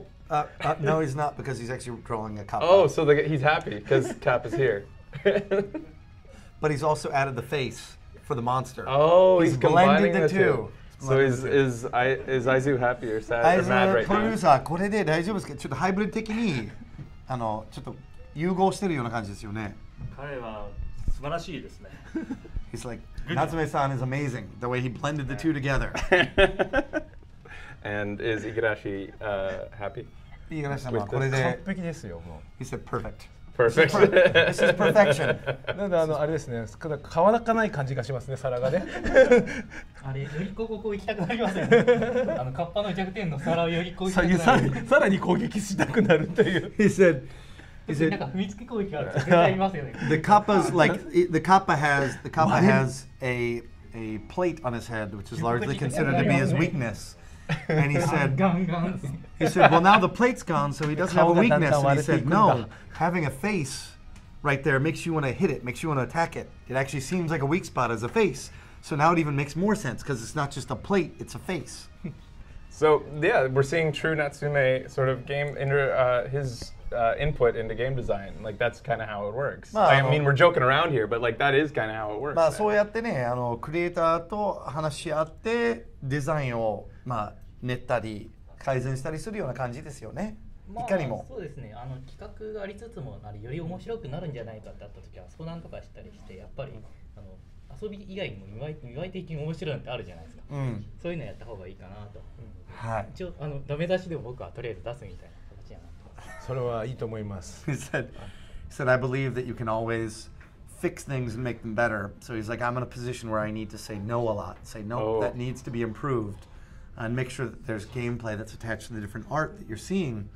But he's like, I think that's great whenever you can improve upon the art and it also works within the game scope. Well, we have some sort of important message. What is this? Holy, we have 5.5 million achieved. 5.5 million. 行きました。突破しました。That's the secret achievement. Yes. Wow! Igarashi has to chug that then. He has to finish his line. これを息飲みしてくださいね。飲みますよ。はい、there we go. Speaking of which, we get a lot of requests. We get a lot of requests for Iga to smash the glass on the ground because people don't know this, but in the Japanese game industry, he's now more famous for his Japanese line, 納得いかない. Can you say that? ちょっと言っていただきたいんです。投げないでください。納得いかない。納得がいかない。Hey! So later we might see him actually do that. Apparently, we've made a deal here that until we have 2.5 hours left during the stream, if another Iga venture gets locked down, we will smash a wine glass here in the Inti Crates office. What is an Iga venture? Iga venture is the $10,000 tier, which allows you to come visit Iga. You stream something with him, you go out to a horror-themed restaurant, and he makes you your own personal ring. Oh, that's that. And that, the personal ring is a $7,500 value. It's amazing, you know? Which you can only get, personally made by Igarashi. You can only get it during this Kickstarter, so lock it down. He's a craftsman and an artiste. I want to know how these two met. Natsume and Igarashi, when did they start working together? Here's the problem, the problem. We have achieved a backer achievement now. Oh, sorry, not a backer achievement, an Iga achievement. Oh, we have to do it. We have to do an Iga achievement? We have to do it right now. I think we need to do it right now. What is it? Which one? Well, at 5.5, I think that it was an arm wrestle. It was the arm wrestle? All right, so we have to set this up right now. They already had a disagreement, so this is the right time. They're both hot and fired up. I've been looking forward to this all day. Okay. All right, so let's bring in a little table, our little table here. Thank you. Again, everybody, we're just kind of doing this ad hoc. This is like we're throwing it together as we go. If you're expecting professionalism, you can fuck right up because we're doing it. We're making it up as we go, and we're half in the bag at this point. And it's what's the time? It's 9:30, and we're getting drunk. 何年ぶり？腕のこの太さの近さ違うよ。見てくださいよまず。He's saying, look at the difference in size of our arms. He's like, this is not fair. Wait, does he mean not fair for him or not fair for? Yeah, not fair for him. So wait, we need to have bets. We need to place our bets. Raise your left hand if you think that Iga will win. Left hand. And so wow! So four people. Only 4 people think that Iga will win? Yep. And then everyone else thinks Aizu will win. Right hand for Aizu? Gotta support the boss, man. Aizu. Everyone works for Aizu. Oh, Aizu is the boss. So you can't say the boss is going to lose. Right, that makes sense. Right, all right. Iga. さあ行きましょうか。まあでも伊賀はある種養蚕握ってるわけですから。So touching, yeah. We'll keep it stable. Okay. All right. Here we go. 3, 2, 1, go! 頑張れ伊賀よ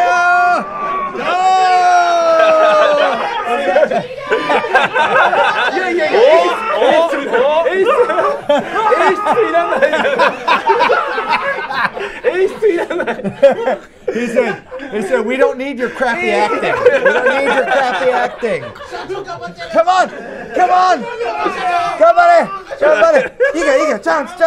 No! 負けそう! リンガいいが!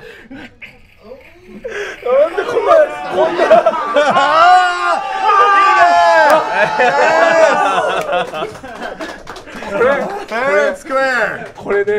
これね、まさに優秀な人たちの。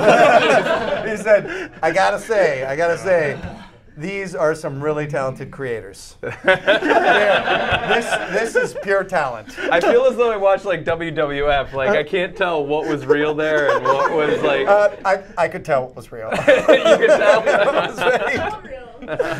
All right, all right. That was the third Iga achievement, and we have that was the second. And there are a couple more that actually got unlocked. Already. So there are going to be more Iga achievements. Later. Yes. We'll dole those out in delicious morsels as the stream goes on. We may have to make up some more because like they're reaching these quick. But do we want to talk a little bit more to Natsume? How much time do we have left? We have 5 minutes. 5 minutes? All right, I wanted to know how Iga met Natsume. Like when did they start working together and on what projects? Or if they have worked together before? 伊賀様が初めて夏目様とお会いした時はいつですか？そしてその第一印象は？一番最初っていつでしたっけ？いやその時もう絵描いてもらってましたもんね。そうですね。実際やった時は本当にステンドグラスのあれの時。あ、そうだ。その時だ。その時ちょっと自分の方がそっちの案作ってて、汚れてたんで、その場で印刷して直接見せたやつですね。そうだ、それで提出したデータの後にちょっと新しい発想でこういうのを書きましたみたいな。はい、で一番最初にその会った時に、第一印象はまあ普通のルックスの方だなと思ったんですけど、やっぱりそのいろんなアイディアをその場でいろいろ言ってくれるんで、おっと思って、いいぞと思って、なんで非常にこう。その外見とはちょっと違ってパッションがすごいある人だなと。見かけによらず的な。そう。はい。He's saying, so yeah, I'd met him after he'd already drawn some pieces of art based on the different ideas that I had. As a fan artist, or no, on this project. Oh, okay. And he said, when I first met him, I'm like, oh, he just looks like a normal dude. And then I started talking to him, and he's just like, oh, I want to do this, I want to do that, I want to do this. How about this idea?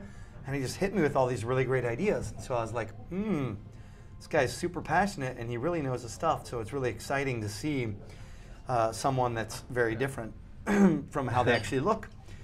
And I want to mention one thing, and that is, on this Kickstarter campaign, Natsume-san put in hours and hours and hours of work. And Japan has 2 really long holidays. One is at the end of the year, like everybody else. New Year's, Christmas, etc. The other is Golden Week, which is the first week of May, and most Japanese take off work and have a week off. Natsume-san stayed working. And is that really unusual, like to do that? You only get 2 times to really go on vacation in a year, and he kind of forewent that for this Kickstarter campaign. So he was super dedicated. I'd like to ask him what that was like and what his base emotion was to try and power through that.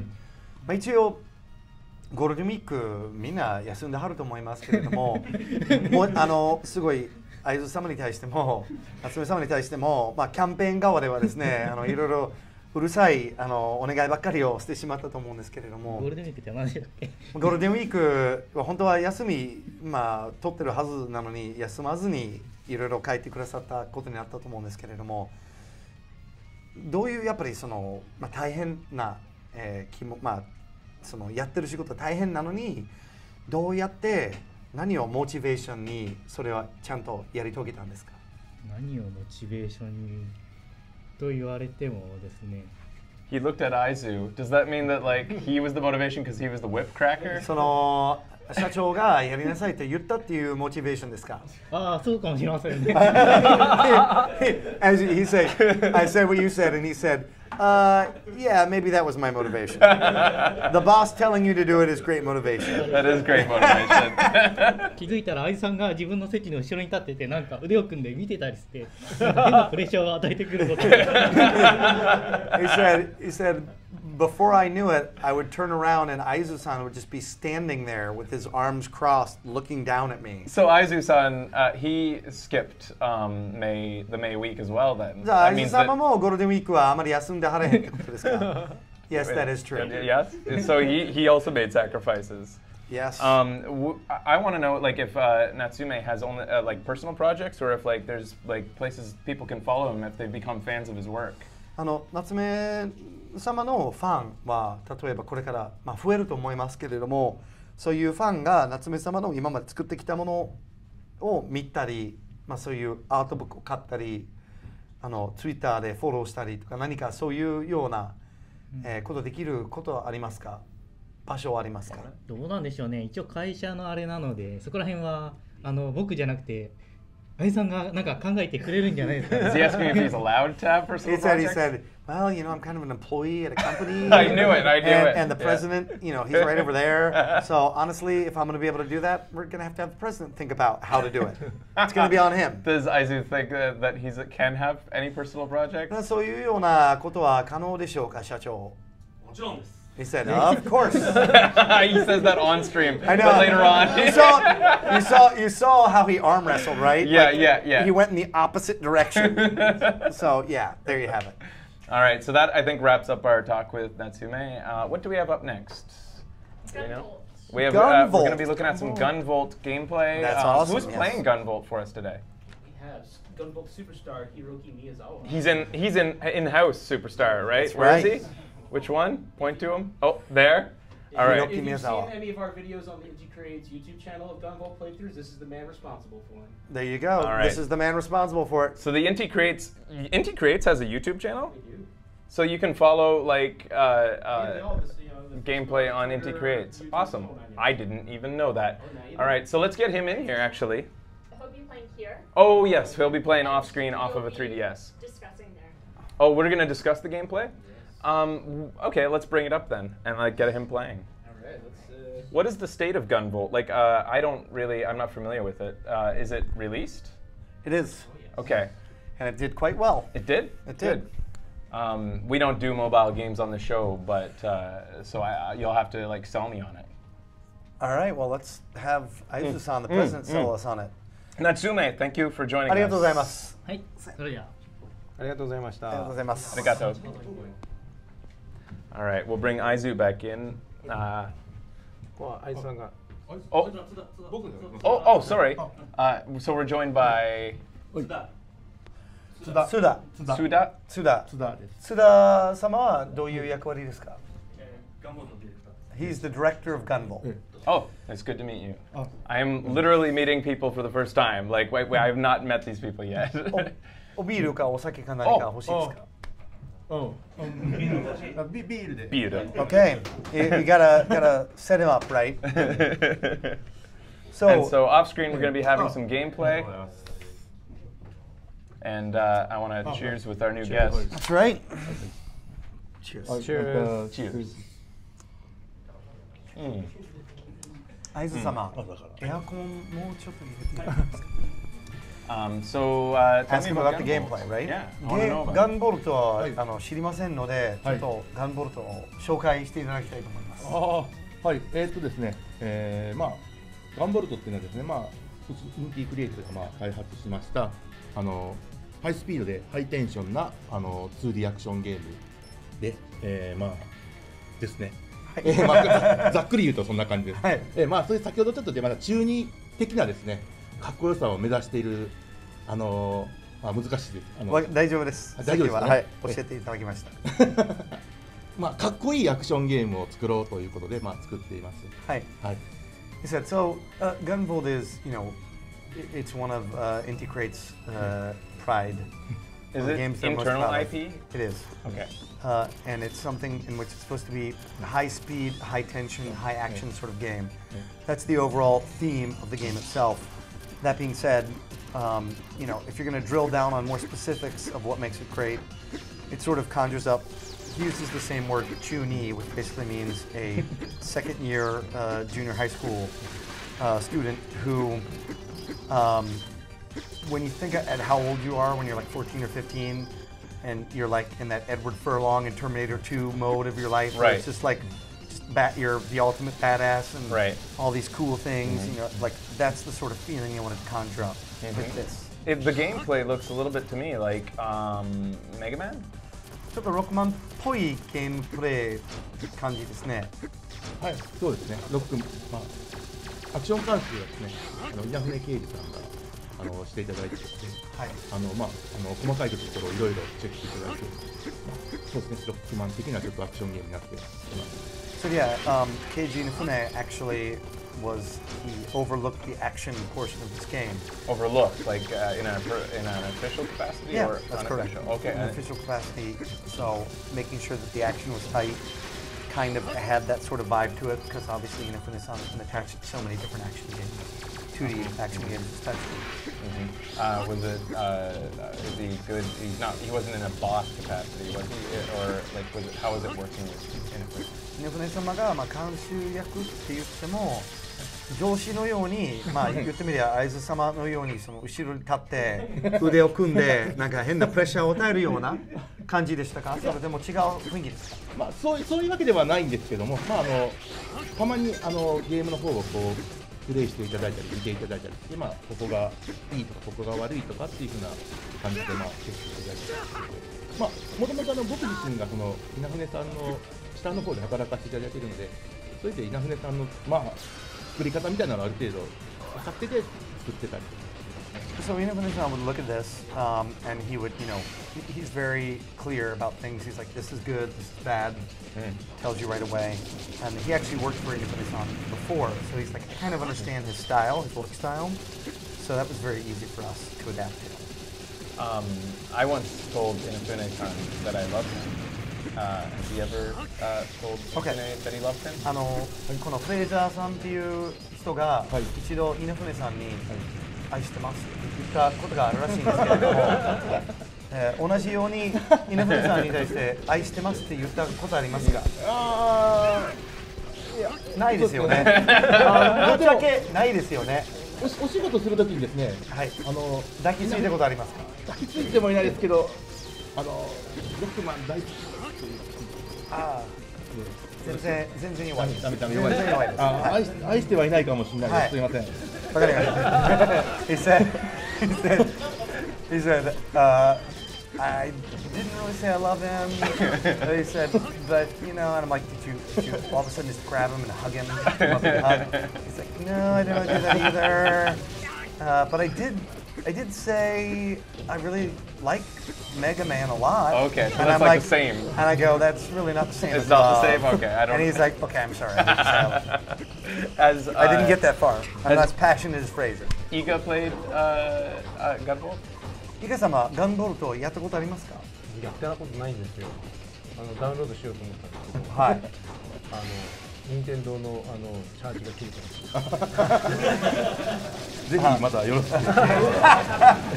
He said, I haven't played it yet, and he goes, my Nintendo points ran out. And then he goes, well, I hope you recharge your points and play it. Do either Iga and I forgot his name. Suda. Do they get time to play games? 実際お二人とも忙しいかと思いますけれども、実際ゲームをやる暇ってありますか？自分が関わってるタイプ以外。僕はこういうのコンシューマー系のこういうやつになるんですけど、モバイルゲームもやってるので、モバイルゲームをやりつつ、うちのかみさんがやってるゲームをこうやって見てるということがよくあります。モバイルやりつつっていうのは仕事として？一応やんなきゃならないものがあるので、結構あれ毎日やんなきゃいけないじゃないですか、モバイルって。あれをやりつつ、うちのかみさんがブラッドボーンやってるんで、ブラッドボーンをこうやって見ながら。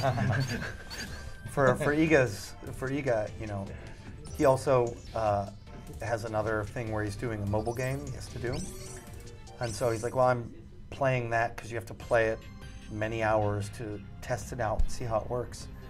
I basically look over my wife's shoulder at what she's playing, and she's playing Bloodborne right now. So that's how I'm experiencing console gaming, is basically over her shoulder. Is your wife good at Bloodborne? 奥様は Bloodborne はうまいですか？うまいです。もう終わりました。Yes, she's cleared it. She's cleared it. Holy completely. Crap! That's wow. amazing. That is really good. That game intimidates the crap out of me. It's intimidating. で次は Witcher 3を買ってこいって。And so she told him that next time you're in America, buy Witcher 3. Oh. Wow. She's got good sense. She's a gamer. She is a good gamer. That's wow. great. Where do you find? Is that common in Japan for a female gamer? その女性のゲーマーがそうやって海外タイトル好きでやりまくってるっていうのはちょっと珍しいですよね。そうですけど、でも昔もフランスのゲームとかやってたりしてたんで、やっぱりデザイナーなんでグラフィック綺麗じゃないですか、向こうのやつ圧倒的に。だからそれはやっぱりそういうやつがいいってよく言いますね。Yeah, she used to play games made by French publishers, probably Ubisoft, etc. And he said, she's a designer, an artist. And so she looks at all these different art styles, and a lot of times Western games look prettier than Japanese games. Oh. So she just likes the art style. Suda, you play Bloodborne? Bloodborne やったことありますか？ちょっとまだやってないですね。今やる予定ないでしょ。やります。やらせていただきます。はい。いや本当にやります。はい。I said, no, I haven't got the chance to play it. I'm like, you don't have any intention of playing it, do you? And he goes, okay, I'll play it. I promise. So I'll play it. I'm not going to take that promise to the bank. But what have you been playing, Suda? 最近なんかやってるゲームありますか？仕事以外。仕事以外で、そうですね、いろんなゲームはしてるんですけども、少しずつ、ただちょっと、今ちょっと仕事も兼ねてですね、レトロなゲームズとか、8ビット系とか16ビット系のアクションゲームとかをやっぱり今、よくプレイしてますね。はい。五十嵐さんが過去に作られたゲームをいろいろ今触らせていただいているので、最高でしょ。素晴らしいですね。もう。僕がすごいじゃないんですけどね。あれ作った人がすごい。いや、そう言ってない。ゲームがすごい。あ、そうですか。いやいや。No, he said I actually like some of the classics. So I play a lot of 8-bit, 16-bit games. He's like, thanks to this project, I started to play more and more Igavania type games that Iga's made in the past. He's like, they're fun. They're really, really awesome. They're well put together. And was that shameless flattery or? それは本当にそう思ってるのか、それとも口先いや、心にもない褒め言葉ですか。もう愛してます。He said, no. It's true. I love him. So he didn't love Inafune-san, but he loved him. I didn't see a hug. 抱きついてないじゃないか。それがないとなかなか説得力ないですわ。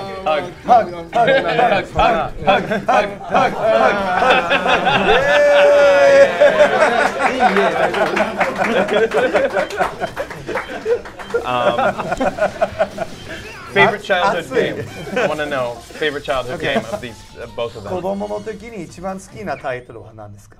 子供の時にやったゲームの中で。子供ですよね。僕でも結構古くからゲームはしてるんですけども、いやでもどっちっていいんだろうみたいな感じで、どっちだかな、ロックマンかなみたいな。ロックマンでしょ。ロックマンの何番？いやもうロックマン1からずっとやってはいるんで、でも2が一番好きですよね。2ですよね。3っていう人はおかしいですよね。稲船さんとか。いや。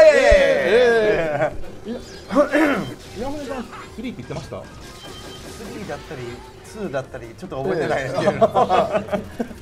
はい。So he liked Mega Man 2. He's like, is it Castlevania that I like? Is it Mega Man I like? And he's like, it's Mega Man. All right, it's Mega Man. I like 2. And 五十嵐さん。僕だって子供の頃ゲームないですよ。When I was a kid, we didn't have games. What? Oh, I forgot. 僕のちっちゃい小学校の頃なんてポンとかしかなかったですよ。小学校6年生の時にインベーダーゲームが出始めたので。When I was in 6th grade, finally Space Invaders came out. Oh, okay. I thought Iga was much older because of Vampire. He is much older, and that's why. Okay, yeah, that's as a child, no games, but then he was there for all of the gaming industry.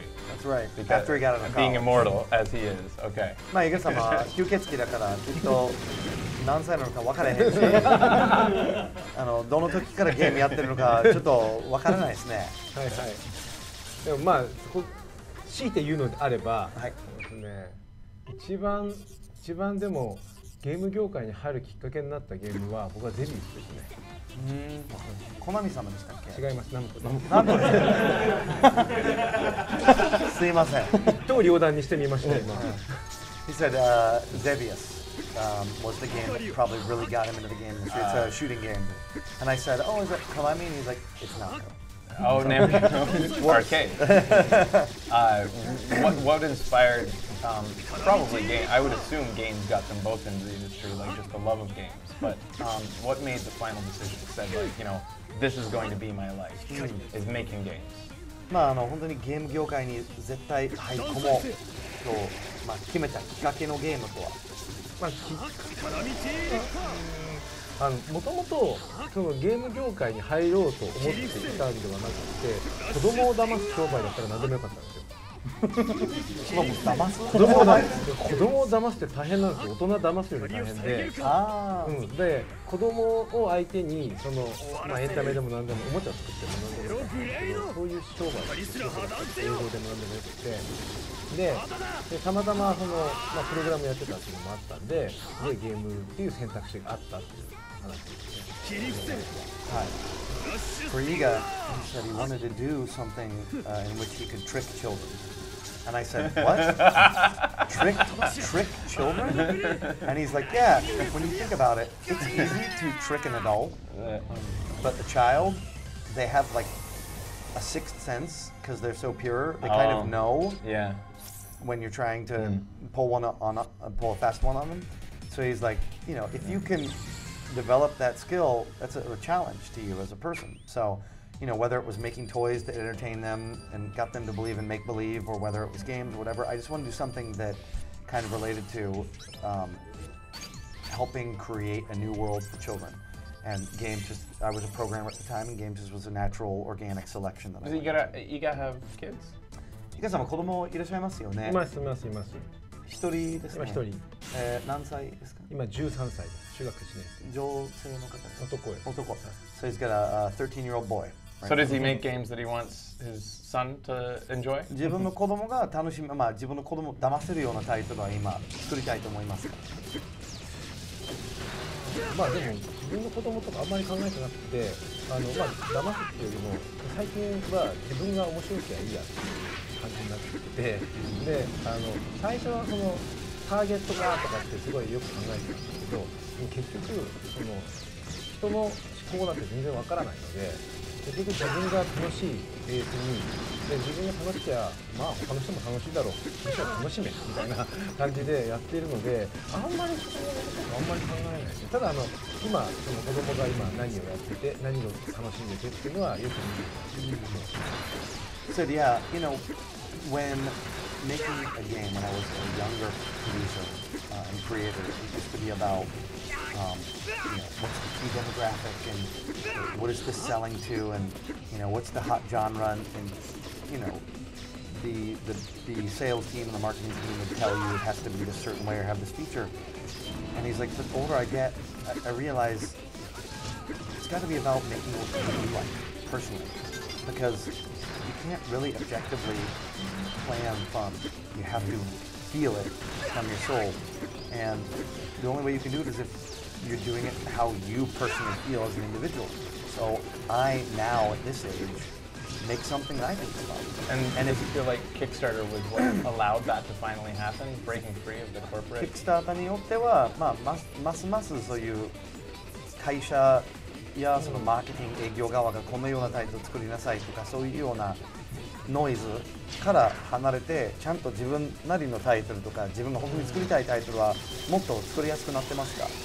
それはそうだとは思うんですけど、ただそのマーケティングの意見とかもやっぱりそのある側面から見たらそういう意見っていうのは正しい意見だったりするわけじゃないですか。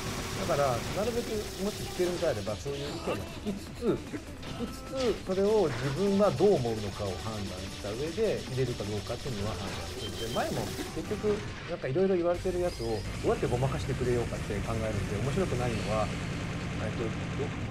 これっぽいでしょみたいな感じでごまかすっていうことばっかり考えてたので、まあこの辺はあんまり気にはしてないんですけど、まあ環境的にはあんまりまあ環境は良くなってますから、確実に良くなってますけど、そこまで気を使ってもともと気を使ってなかったので。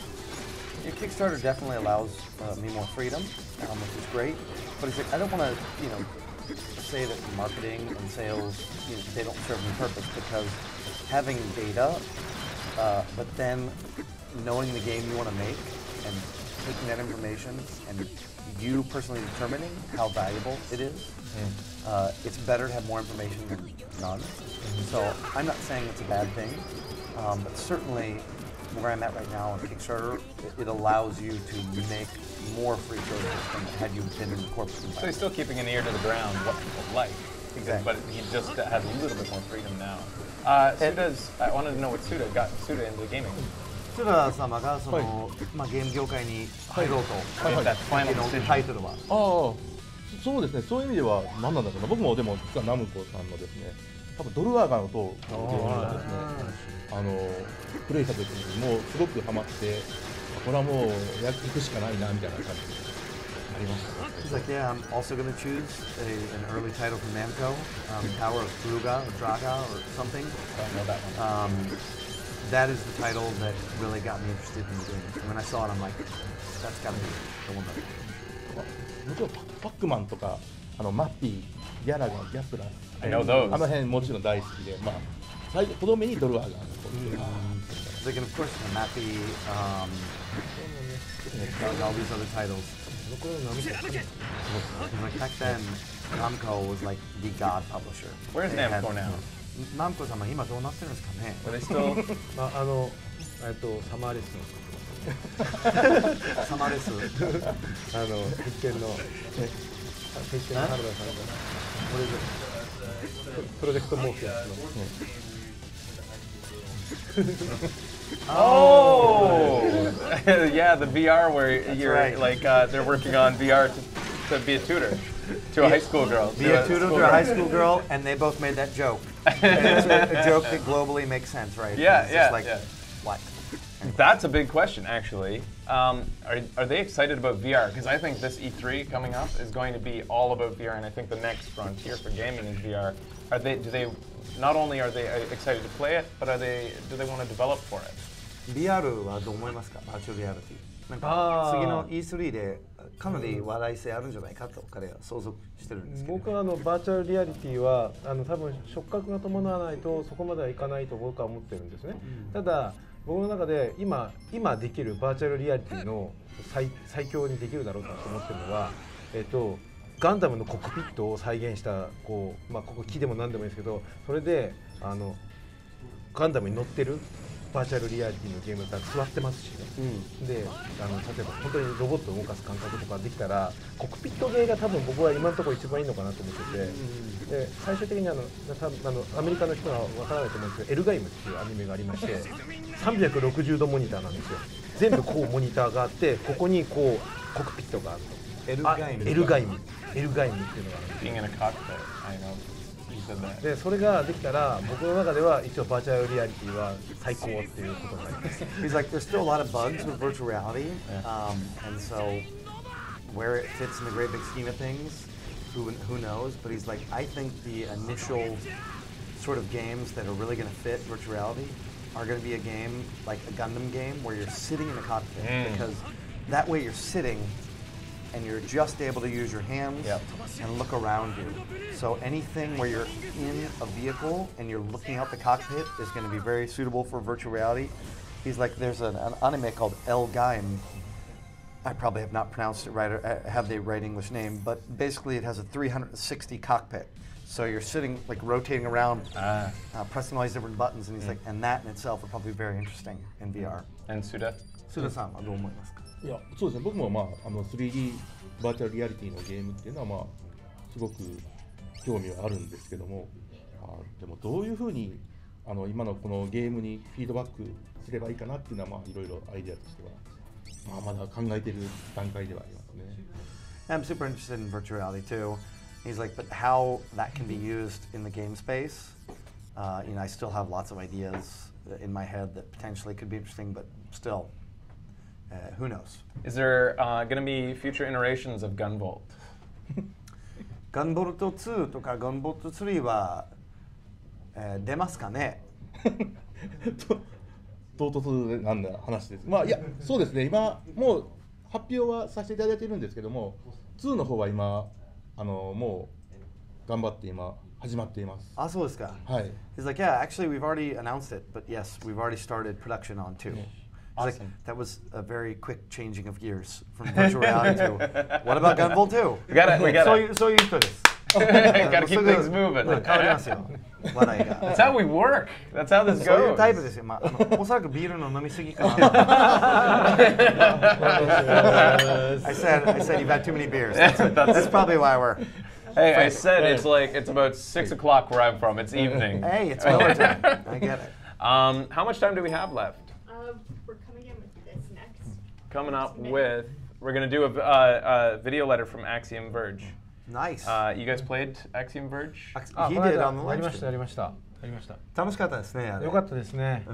すっげえ懐かしかったです。なんかゲームプレイもそうだし、画面もそうだったし、すごい面白かったです。Yeah, he played it on the live stream and he's like, it was awesome.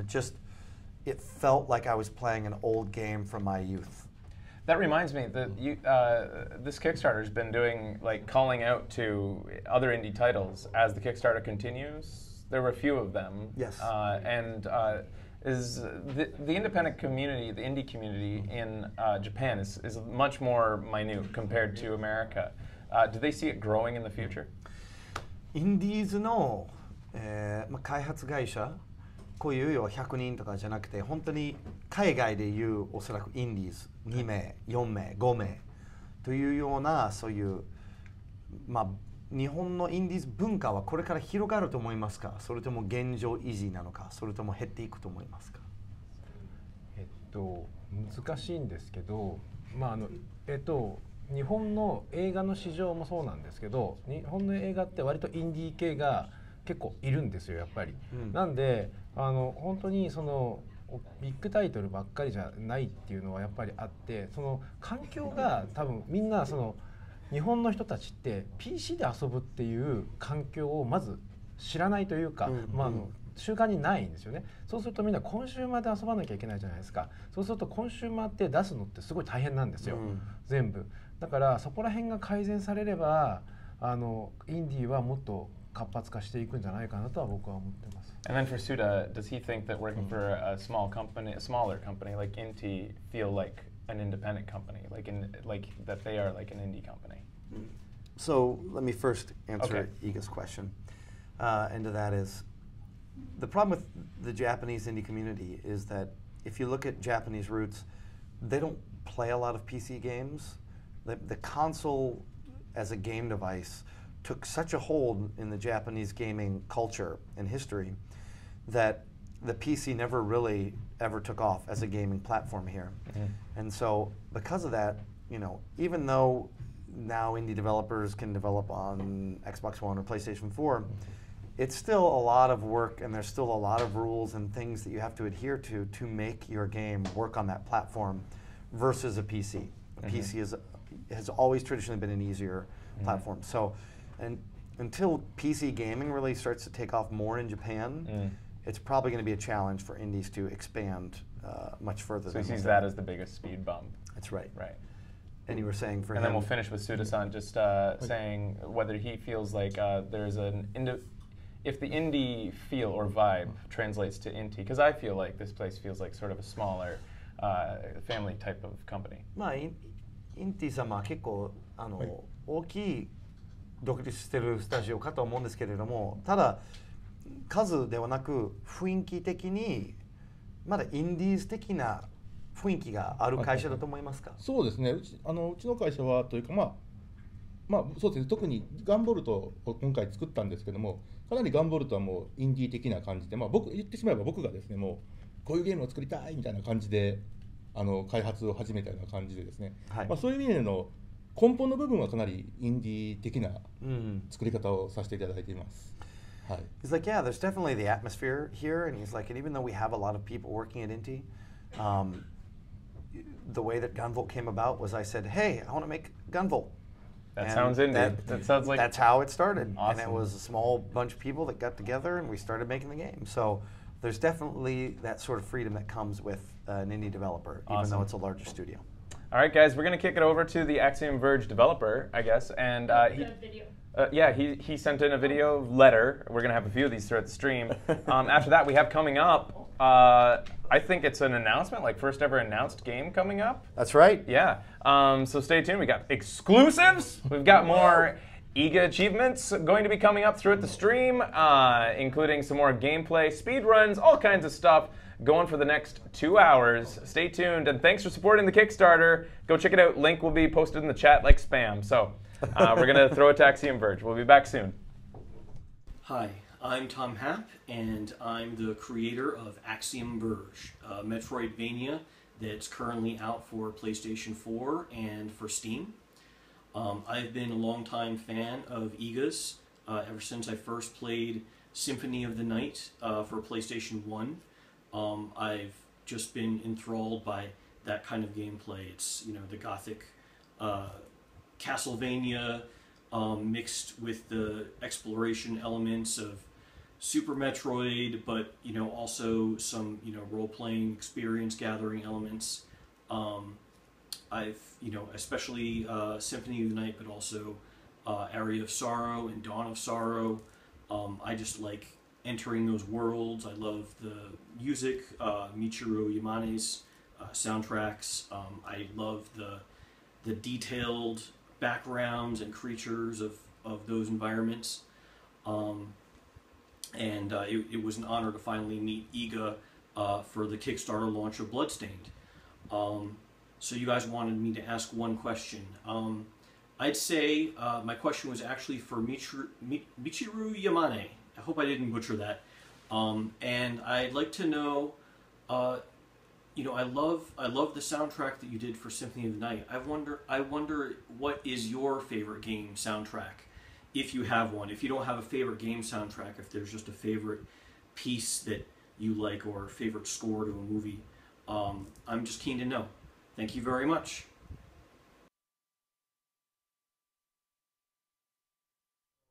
Hello, we're back. Alvin doesn't want to throw up. He's been worried about this all day. He's been worried that as soon as he gets on. Yeah, and I'm like, all right, let's not throw up. We're just like, and I'm sorry. Yeah. He's literally said this for like 3 days. Every time I see him, he's like, oh my God, I'm going to throw up. I'm going to throw up. It's a nerve-wracking moment. You're going to be announcing your game for the first time. Has it seen like light of day at all? No. So you've been working like in a vacuum with nobody having seen, except for probably, I'm sorry, I forgot his name already. Hachi. I'm so worried about pronunciation. I'm horrible. I butcher every Japanese name. But you're here to announce. Dot Matrix here. Well, actually, I mean, should we do introduction? Yeah, what do you guys do? No one really No one knows them. Yeah. Yeah, so I'm Alvin of Dot Warrior Games. Okay. A small indie team and a team. I was going to say a very small indie team. In Tokyo, and been in Japan for about 3 years. Because I love Japanese games. I used to work for a Japanese game company, and I made a game on my own called Block Legend, and I released it. It did well enough that I was able to go indie full time. So yeah, and then recently I met Hachi-san of Nigorograph, 256 Graph, and they're a Japanese art studio with a ton of experience. I guess you could do 紹介する。紹介してくださいね、自分の会社。自己紹介。会社。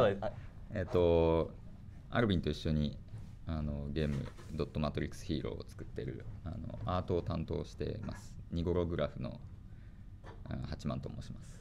ハッチです。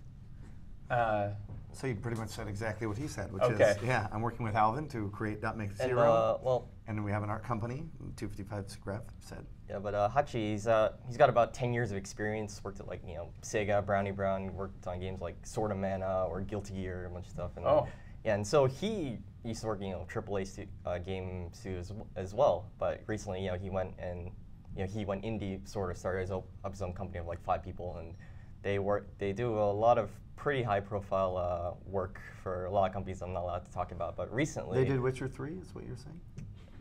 I can't say anything. Is this Bloodborne? Is that you did the Bloodborne DLC? No? Okay, sorry. Yeah, they recently worked on the Japanese version of Rogue Legacy, actually. Oh, which is pretty nice. Cool. Yeah, very nice. So, yeah, a lot of like random. Well, yeah. You're from Boston? Yeah. Which has a pretty vibrant indie scene. I came to Tokyo, and it's a little different, I guess. But so I think I was pared back a bit there, because to me it's all about presentation. I want to go to a shot of Dot Matrix Hero, because that's what that's right you. I guess. But Ben was worried, I think, for Japanese manners. Like I should probably have spent more time on them first. That's all. You know what? You're from Canada. I know the rules. We're pretty fly rude by there. the seat of your pants. It's all right. You're 3 beers into it, so to it's me, all good. No, I'm only 2 in. I want my 3rd beer. 3rd beer, please. Can I have a 3rd beer? I think he gets better on the 4th beer, so let's just keep keep the 4th the beer where the he beer starts to plateau, and then about 6th or 7th, you're going to see the real show. But I want to talk just 30 seconds about Alvin. Thank you. And it's super impressive for him to come all the way over to Japan. He really likes the Japanese aesthetic. I think he dials into it here with this game. If you can, tell us 1 minute brief spiel about what this title is. Do you guys want beer? Yeah. ビール飲むんですか? 少し. A little bit. Because I'm gout. He's got gout. He's got gout. Gout. Is that catching? Should I? 赤いワイン大丈夫ですか?あ、そっちの方がいいね。赤いワインをお願いします。赤いワイン。そう。I'm sorry, that's tough.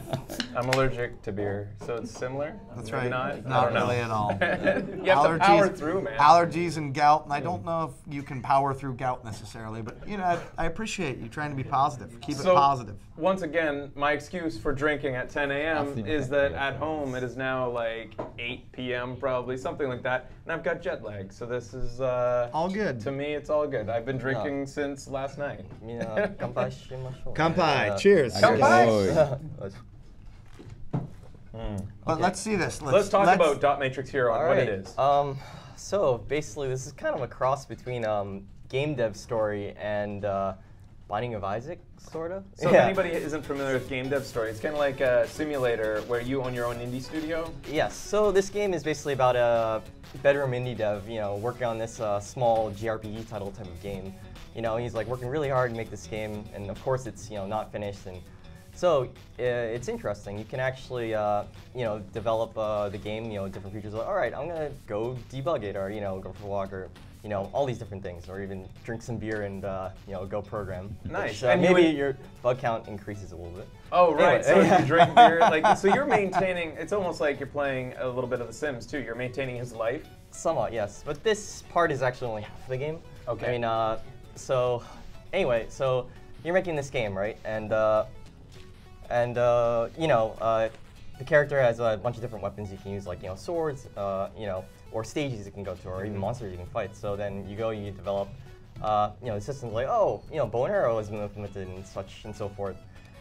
This is kind of weird explaining this before actually getting into the game. Yeah, just go right to it and jump in. I mean, So there's going to be the like sort of simulator form of it, but then he can jump into his own game. Yes. So the game is also about the main character of this this story, the hero of this unfinished game, and so he's the hero of this, you know, unfinished game, but it's still like, you know, buggy and, you know, and so you play as a hero. I guess we can follow it, and it's like, oh, it's glitching out.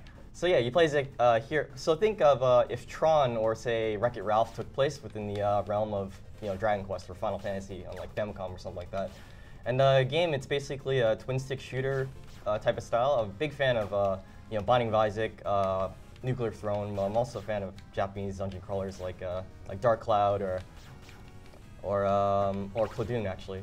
So it's basically when you invoke those titles' names, you just hint to me that this is procedurally generated and roguelike. Yes, and the thing is, no one said that. Depending on, depending on what the developer will do, more things will pop up in the game. Like, you know, the biggest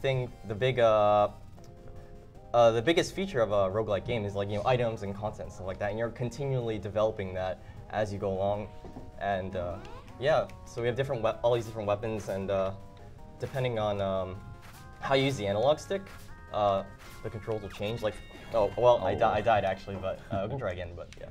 Aren't you supposed to be good at this game?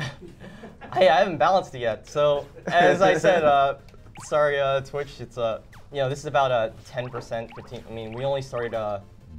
Twitch is pros only. Didn't you hear? Developing this seriously within the past 2 months. So yeah. And it's also a little bit hard to play and you know, talk at the same time as well. But, oh really? Tell me more. Oh, what's it like to play and talk and host a show at the same time? Oh. It's just my job. Shouldn't you be drinking that beer as well? Oh yes, I have four hands. Yes. That's right. Here, we can do this. Okay. No, we can't. No, come on. Oh. Okay, that's good. Yeah. No, what I think is great though that you guys have done on this campaign, and we're spiritually also keeping that mantle alive, is that there's lots of ways that a bigger indie can give to a smaller indie, and we did multiple call-outs. Obviously, tons of different indie developers gave call-outs to Yiga. And just sharing it back and forth. Well, that's the Kickstarter atmosphere, right? It is. That's how it kind of like everybody's pushing the same rock up the hill, and it's interesting to see it in Japan. Like, because we were talking about the challenges of indie studios in Japan earlier, and it seems as though like people like Inafune and Iga seem to be now the new sort of the fore leaders of this new era in Japan. Are they for well, you're American. Yeah. But for young Japanese indie developers, is this are Iga and Inafune like an inspiration? Does it make them want to branch out and get to make independent titles? Somewhat. I mean, it depends. I mean, they're definitely an inspiration, but also, so I also run a monthly indie dev meetup in Tokyo called Tokyo Indies, and you know, so people can go show up, you know, present their game that they're working on, and you know, I get to meet a lot of different Japanese indie developers as well, and like, oh, you know, Mighty Number 9, shitemasu ka? Like, oh, do you know Mighty Number 9 or stuff? And they're like, not really, actually. Yeah, so it's pretty tough to say. I'm gonna try to play this. Oh, we can switch back to us. I mean, I guess. But I'm gonna debug a thing. I mean, this is more placeholder UI for now. Yeah, I mean, it doesn't really do all the things. It doesn't really do anything right now. But all right, well, I'm doing them anyways. So you're gonna make him throw up. I bet. Stop, Fraser. So you're gonna make him throw up. What I did, since that's a placeholder right now, but all those things that you like mark off to do in your personal life, do they have an immediate effect on the game that you go in to play then? Yes. That's the idea. So the game, I see enough your left, like get a rank, right? So like the current state of the game, so to speak, like alpha or like pre-alpha. So every time you compile, it's like a new surprise of like what effect you've had on your own world? Yes. Like for example, all those developer actions. Twin stick, I use both there. Yeah. I'm trying. Yeah, they have where's my sword? Where'd it go? Oh, you have a stamina bar, which is a little not balanced. It's like a little bit of Dark Souls. Dark Souls feel to it too. Yeah. You suck pretty hard at this. Yeah, it is pretty hard. Give it back. Give it back to the indie developer. So all those developer actions actually, they have a percentage of like how. If they'll succeed or not. And things, if they succeed, you'll either get like a buff, but if you fail, like, you know, depending on how the developer is like feeling, if you like, say you overworked them too much, you'll get like, oh no, like a bug came out, like unoptimized, which is like kind of like a stat spec, like paralyzed, so it'll be moving like slow when you're actually like, you know, playing the game. Right, things like that. but you want to work them code. But you want to work them hard because you want to ship. Right? Yes. Like the idea is to get the game to completion so that, here, show us what the actual gameplay looks like. You'll never ship. As the lead programmer on this, this game is basically my worst nightmare. Right. It's like, oh shoot.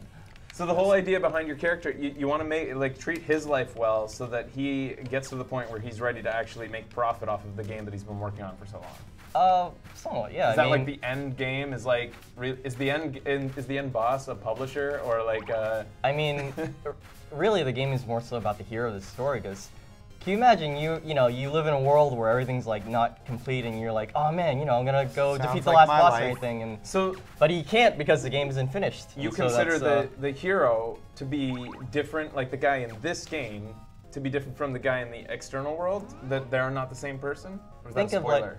Think of like you know, Wreck-It Ralph or like Toy Story, right? Like people don't know that this, you know, these characters are coming alive. This like developer, he goes to sleep at night and all of a sudden it becomes alive by itself, and he wakes up like, whoa, I didn't fix that, but okay. Can the developer have relationships? I mean, will it that could have be possible. An effect? Will sex have an effect on how good the game is? Like, I haven't thought about that yet. Pixel sex is totally underrated. He's tried to sell me on the fact that he doesn't think about sex. He's like, I haven't thought about that. Oh, I mean, I haven't thought about like, you know. You have no idea how hard this guy works. He probably hasn't. He's always Facebook messaging being like, yeah, I didn't sleep again tonight because I got to do this. Or so I say. Yeah. Woman, get off me! I'm developing a game. So balance is a little difficult right now. What is the capacity that you've worked on this? ハチ様はこのタイトルでどういう関わり方してはりますか？基本的にはグラフィックアートの部分なんですけど、ゲームデザインもね、たまにアルビンとアイデア出し合って。こうしたら面白いんじゃないのってやってますね。So he does like the art, Alvin does the programming, and they both kind of share responsibilities on the planning and the overall game ideas. And you know, I found this to be very interesting in so much as there are a lot of roguelikes. They're super popular, certainly with Twitch and streaming becoming a bigger thing now. That's awesome. But finding the Japanese aesthetic and mixing the two together, that's cool, because I also like the Japanese aesthetic. So that's one of the things that makes it a very unique game, yeah. So you mentioned your inspiration. What did you guys play growing up? What's your favorite game? One game.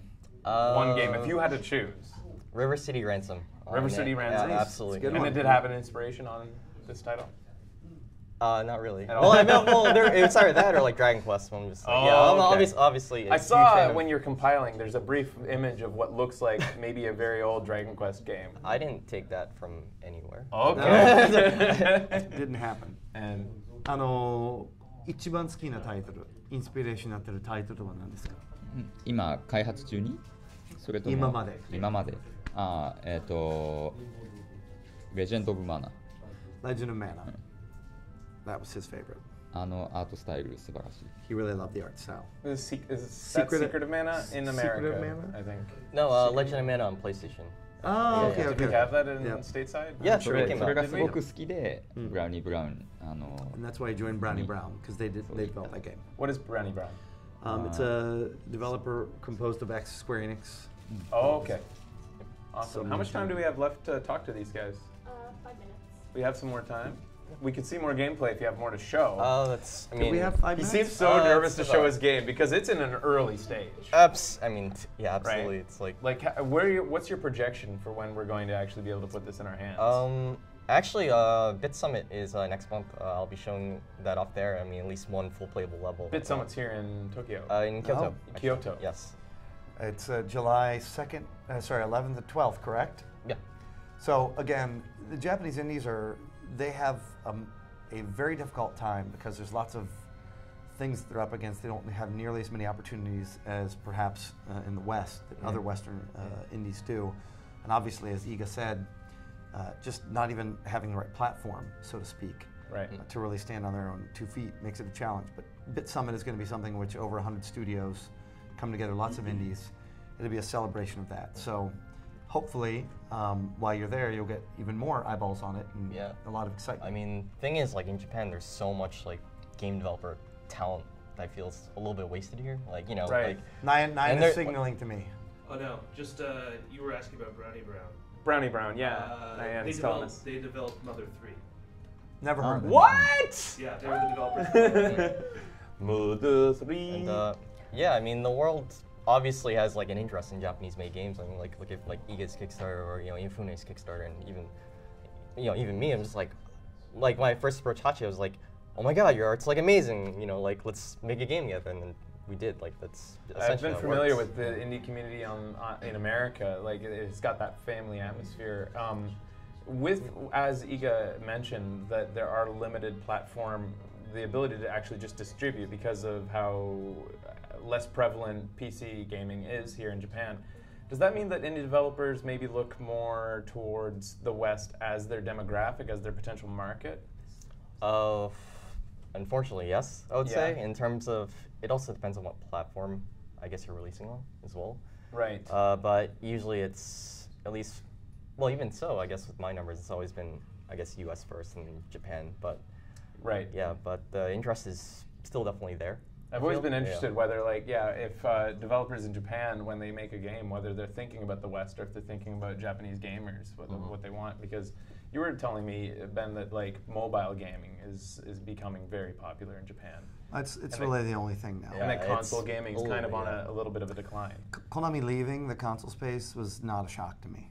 So. Right, it wasn't a shock, but yeah, it probably for some people kind of is sad though, too. Well, certainly if you're a developer that wants to do like a console game, which is why people supporting this Kickstarter, what they're doing is saying, hey, Japanese developers, you may think that you have no options and you have to make a mobile game, and certainly Iga-san was in that very same situation, but you have tons of fans in the West. We will support you if you give us what we like and really work with us, and that's what he's done. And obviously, we made history. So yeah. And is there a future for Kickstarter, like for Dot Matrix here on Kickstarter, like any funding to? Well, I'm not really Iga or anyone. Right. Else, so I'm just like. Is that daunting? Is it daunting to see like a mega Kickstarter like this one, Bloodstained, has been so extremely effective because of the name behind it? Does that make it seem like, does it feel to you, not having developed the legacy of Castlevania, that you don't even have a chance to fund through Kickstarter? Through Kickstarter, basically, yeah. I mean, well, the thing is, Hyper Light Drifter. Hyper Light, Well, yeah, I mean, as it didn't have a famous person behind it, but it had an aesthetic that people got behind. Yeah, That I feel had like, I mean, Boblith, my biggest belief is you should let the game speak for itself. I mean, but you know, as I said before, it's like, you know, this game is still in development. I wouldn't write it off I wouldn't write it off completely, but you know, I would not write it off. Yeah, that's how it most. Looks really cool, and I love the concept of it. Thanks. It's really cool. Yeah. Well, I think that we should move on because we have another Iga achievement. I'm the host. I'm sorry. We have another Iga achievement Yes! now! The only reason he knew that is because he saw Becky off camera before I did. All right, so what's the Iga achievement anyways? We have a few. Like, we have 5 total, and we're meeting them at random intervals. Different times. We've already met 2. Which one have we met, and which one do we want to Nyan, do? you're the one that's on Iga Achievement Watch. I've been told that there were 2 others that were cleared. There's 2 that we've met. Certainly we cleared the tweet. Thank you first so much, Alvin. Thanks so much. Thank you. So we're going to, I guess, put Iga on the spot. I'm going to say we've cleared the Iga Die Monster tweet, and we're going to do that. Oh, okay, that one's easy. The Die Monster tweet and the Reddit one as well. Okay. And like I said earlier, sorry folks for having to dip you through the tripod there. We've got our cords out the wazoo. This one's easy. Like I said earlier, Iga, we had to stop him from saying this before the show even started, so this is not going to be a stretch. So you're going to have to say it right to them. カメラに向かって Right into the lens. 大モンスターっていうのをすっごい情熱的にでちなみにねメガ64のその収録の時に大モンスターはまだまだインパクト弱かったと思います。あれ5回もやり直したんだよ。なのにまだまだ弱いです。自分が歴史を作って 5.5 ミリオンも集まった男なので叫んでもいいと思います。ですよね、愛津様。このビルは防音バッチリですから。As you were saying, this building is super soundproof. And I was complaining that Iga, when he was doing his Mecha 64 stuff, he was not loud enough. So I want to hear him roar. I want to hear him roar like a king of games. All right. Yeah? Ready? 3, 2, 1. Die Monster! One more. Okay, now say it to everybody in this room individually. みんな指差しながら言ってください。 Die Monster, Die Monster. Die Monster! なんで俺さっきやねん。なんで俺さっきやねん。一番悪い人。What was that? Objection! Objection versus Die Monster. Ready? On 3. So objection at the same time as Die Monster. 3、2、1って言って大モンスターって言ってベンが逆転裁判のなるほどくんの英語の声優さんやからオブジェクションと同じタイミングで言うんでどっちが強いかっていうまあ日米摩擦若干起こるかもわからへんねんけど A little bit closer together, just get a little bit closer next to each other, like step forward, one more step each. Just get closer. Yeah. Ready? All right. Ready? 3, 2, 1. Objection! All right. So if you're just joining us and don't understand why, that's Ben Judd, the original voice of Phoenix Wright, who recorded Take That, Objection, and other great hits like Hold It! So what do we have up next? What's on the itinerary besides getting drunker as we continue on? So the Shante Half Genie Hero, and were we doing a speed run of that, or Iga is going to play? Iga's going to play Shante, so let's just get him in and mic'd up. All right. Do you want more wine, Iga? また赤ワインもうちょっとお継ぎしましょうか。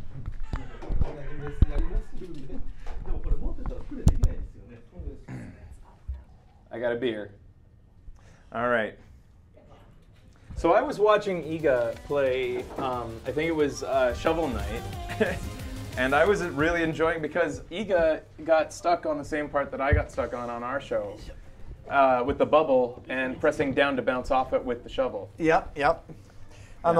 伊賀様がその前の Twitch のフィードでシャブルナイトをやった時に泡を上に飛んでそれをまたジャンプできる、まあっていうところでちょっと最初ハマったっていうか途方に暮れたっていうか次どうしたらいいのか分からなかったんですよね。乗れなかった。ずっと泡を攻撃してで自分も同じ問題でどう先進むか分からなかったんですって。ちゃんとね横にねいたんで助かりました。He said, yeah. Fortunately, when you have the creator next to you, giving you advice, eventually you can clear those problems. Yeah. I didn't have that benefit. It took me a long time to find out that you press down to use the shovel. その下を押しながらシャブルはこうやってバウンスできる、まあ弾めるっていうのはやっと分かったんですけれども、隣にクリエイターがいなかったんで、だいぶ時間かかりましたと。All right, so I guess we'll just jump right into this. Let's toss that chair out there if you could, Ben. Just slide it out and we'll. All right. Get more we'll personal. Get a little bit cozier with Iga. じゃあこれが進めていいですか？どうぞ。I just want to say one thing really quickly. Way Forward was great at sending this to us last moment. Obviously, Inti creates some of the art actually for this. Half Genie Hero, they slid out to the backers as promised first. So anybody who was a backer on this already owns this to their word. This is the first glimpse people are having of the gameplay, isn't it? Through Iga playing it, but if you're a backer, you've gotten a chance to play it. Oh, they've had the chance. But as for a non-backer, having Iga play it, definitely. Wow, that's some nice animation. It's beautiful. You guys can't tell on the stream because the stream's running at 30 frames per second, but on our monitor, this is a beautiful 60 frames per second, smooth and like. 綺麗なアニメーションですね、これ。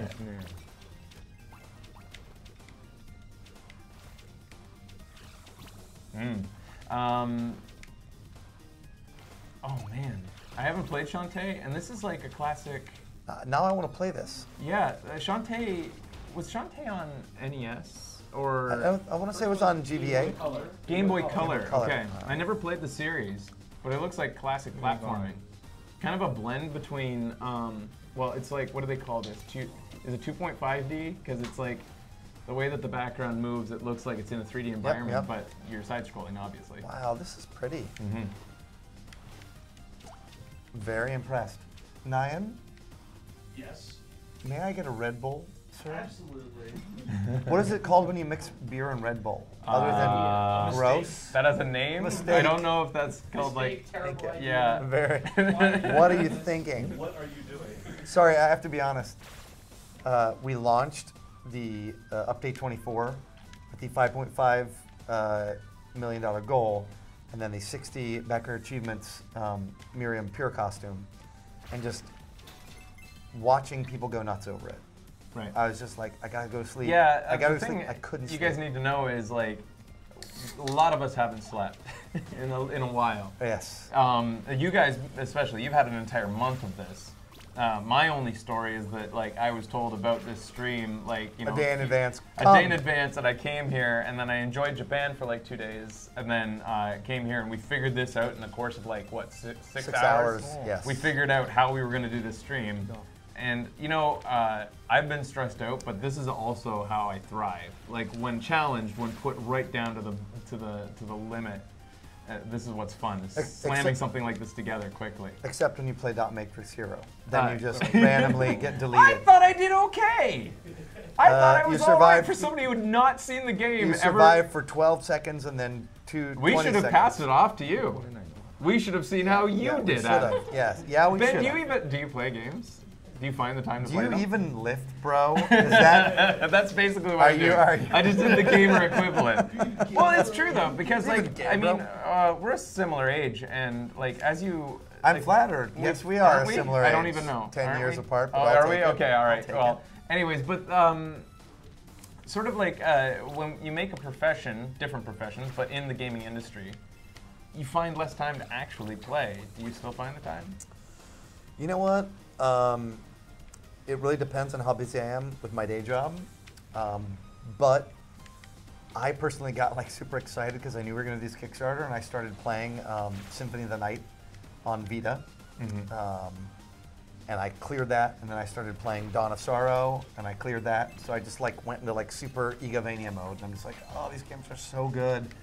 With I've been a little bit excited to like with our show have planned to do Castlevania for a long time. Yep. But of course with our show we do costumes, so like we're it's in the queue of many, many different things, and it's all about Becky's time. She's able to make a costume, but whipping things is yeah, fun. like I'm excited to actually play some Castlevania because I played Metroid a lot, and a lot of people kind of I don't know how the two came about in existence or if they came out simultaneously or whatever, but I'm interested to know if Iga played Metroid. A lot. イガ様は若い時メトロイドがやりましたか？やりましたよ。もちろん。クリアしましたか？クリアしました。スーパーメトロイドは？スーパーメトロイドもちろん。He's like, yes, I played it and I cleared it. Of course. What are you asking me? And then I said, what about Super Metroid? He's like, yes, of course. I played that and cleared that. Educate me. Well, Metroid was a first-party Nintendo title? Yes, still is. And then Castlevania was Konami. That's right. But on Nintendo platforms. On many platforms, but yes. Because the two games are so similar, did they come out at the, were the teams, they weren't copying off each other, but were, which came out first? I don't know the history. Metroid came out first. Metroid came out first. And then Castlevania sort of built on that gameplay style. Castlevania was more a classic 2D side-scrolling platformer. Okay. Sort of like a Mario Brothers with pitfalls, and you would die all the time. You're saying Castlevania, the original Castlevania. It's when Iga it was when picked it up. Iga created that Metroidvania feel. Okay. And that was like like Symphony of the Night. 1996-ish. So that's why, even though Iga came in after the classic, I know that Simon's Quest that's regarded as kind of like with Castlevania series. But he likes it. He likes it. He likes what's this quote from that? What a horrible night to have a curse. What a horrible night to have a curse. But that's why Iga is considered to be like the true or more modern godfather of what Castlevania has become. Because he took that franchise and turned it on its ear. Right. And a lot of people really like that. And that's why we have the sword and whip, because the idea of the whip is the classic style and the sword is the newer Iga style. I'll say this, I saw a lot of people commenting on the fact that they're like, of course the sword won. That wasn't the case. Like, we were talking over with Fan Gamer, and it was, the whip had a 30% lead. At the beginning? For 90% of it. Oh, really? And it was only when people heard that the doors were going to be closed on the vote that the sword people just went nuts. And they overcame the whip. And they did that not knowing that whip was winning? No, we didn't tell anybody who was winning on either side. So sword wielders are like last minute types, and whip people are like the more invested earlier, like they know what they know what they like. The sword people are like, gotta do it. Sword or whip, Iga? Sword or whip? Sword. Sword. That's right. Sword or whip? Sword. Sword. Sword. I'm whip. I prefer whip. I think that it's more fun. Becky is too. I think Becky's whip. He's like, I don't know how to get around that. Around this part. Oh. We don't have a creator next to us. Oh. Turn your shovel down and bounce on its head. Oh! She becomes a crab. I haven't been watching the gameplay at all. この変身してなんかできるんじゃないかな。これか。So he just realized.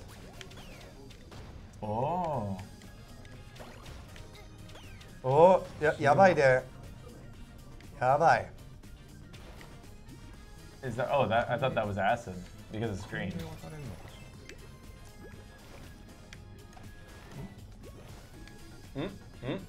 Oh, thank you. Becky's giving me some snacks off screen. I haven't eaten too much today. She's even cute when she's a crab. なるほど。これできるよな。でもきっとあれ泡取らないと。関係ないか。ハートか。感じだ。これ。Wow, this is a really pretty game.死んだ。He died. Let me take over for a moment so he can have a sip of wine. やらせてあげてください。I'm gonna go run over and grab myself a sandwich. Iga and I will figure out how to speak each other's languages while you're gone. Or Nyan will come in. Nyan, jump in for Ben while... Yes, jump in for Ben. I'm on my way in. Nyan also speaks Japanese. I do. Some Japanese. Ben's Some. Japanese. Less serviceable. Considerably better than mine. I'm definitely not a translator.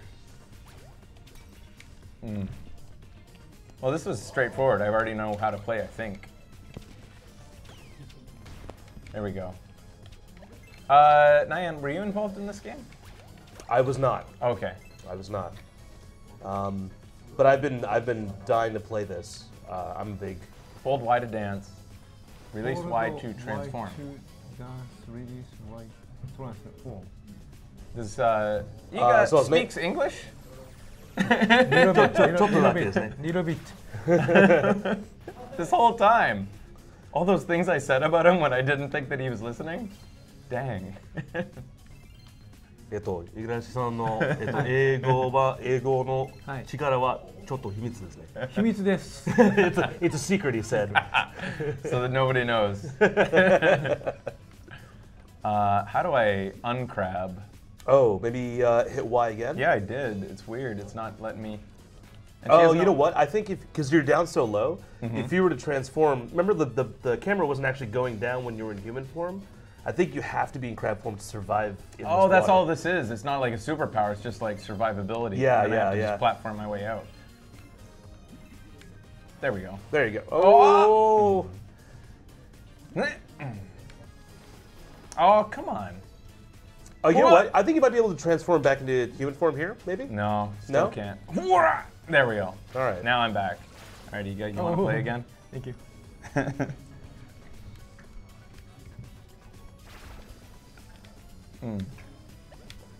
How about you, Nyan? Do you get much chance to play games?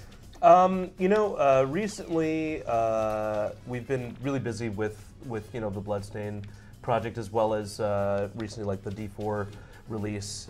We've just had a lot of releases lately. To bite my tongue not to make this into a D4 stream when you're on the camera. I just want to talk about it like so much.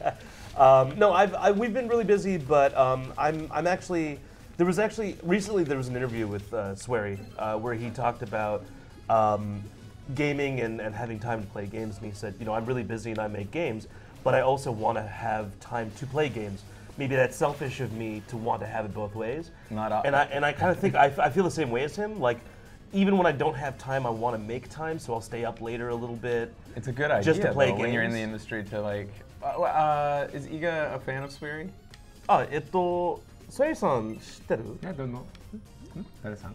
スウェリさん？D4 のディレクター。知ってます。知ってますけど、そんなにお話ししたことはないですけど、知ってます。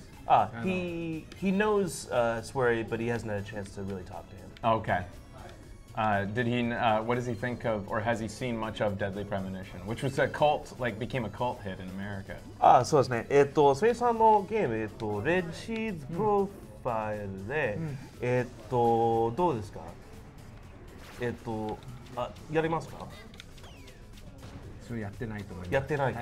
He hasn't had a chance to play it. Oh, okay.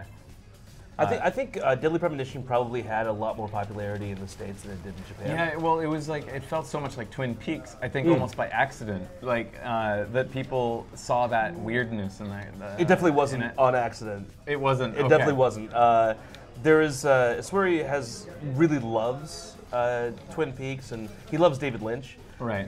There was that news recently where David Lynch said he wasn't going to be able to do the new season of Twin Peaks because of certain issues. That day I found out about it. I happened to have a meeting with Swery and the rest of the team. I walked into the room and Swery looked at me, and the first thing he said was, "You heard the news, right?" So he's following it, and he's he's like, "You heard, right?" I'm like, "David Lynch, right?" He said, "Yeah." All right, I gotta reel it in and not make this a Swery stream. No, absolutely not. Just, we don't want to do that. Such a huge D4 fan. Definitely don't want to hijack the stream. Iga's doing pretty good. Iga's favorite game currently, modern game. What's his favorite modern game? 五十嵐さんの一番好きのゲームは何ですか？僕はゼルダの伝説が大好きです。So Legend of Zelda is actually his most favorite. Oh, is he excited about the next Zelda coming? 新しいのゼルダ。はい。新しいゼルダが出たら Wii U 買います。Yeah, no, he's really excited for the new. What was funny? Zelda. No, he's just so no, absolutely. Okay, I yes. see. All right. I'm gonna get the new Zelda for you.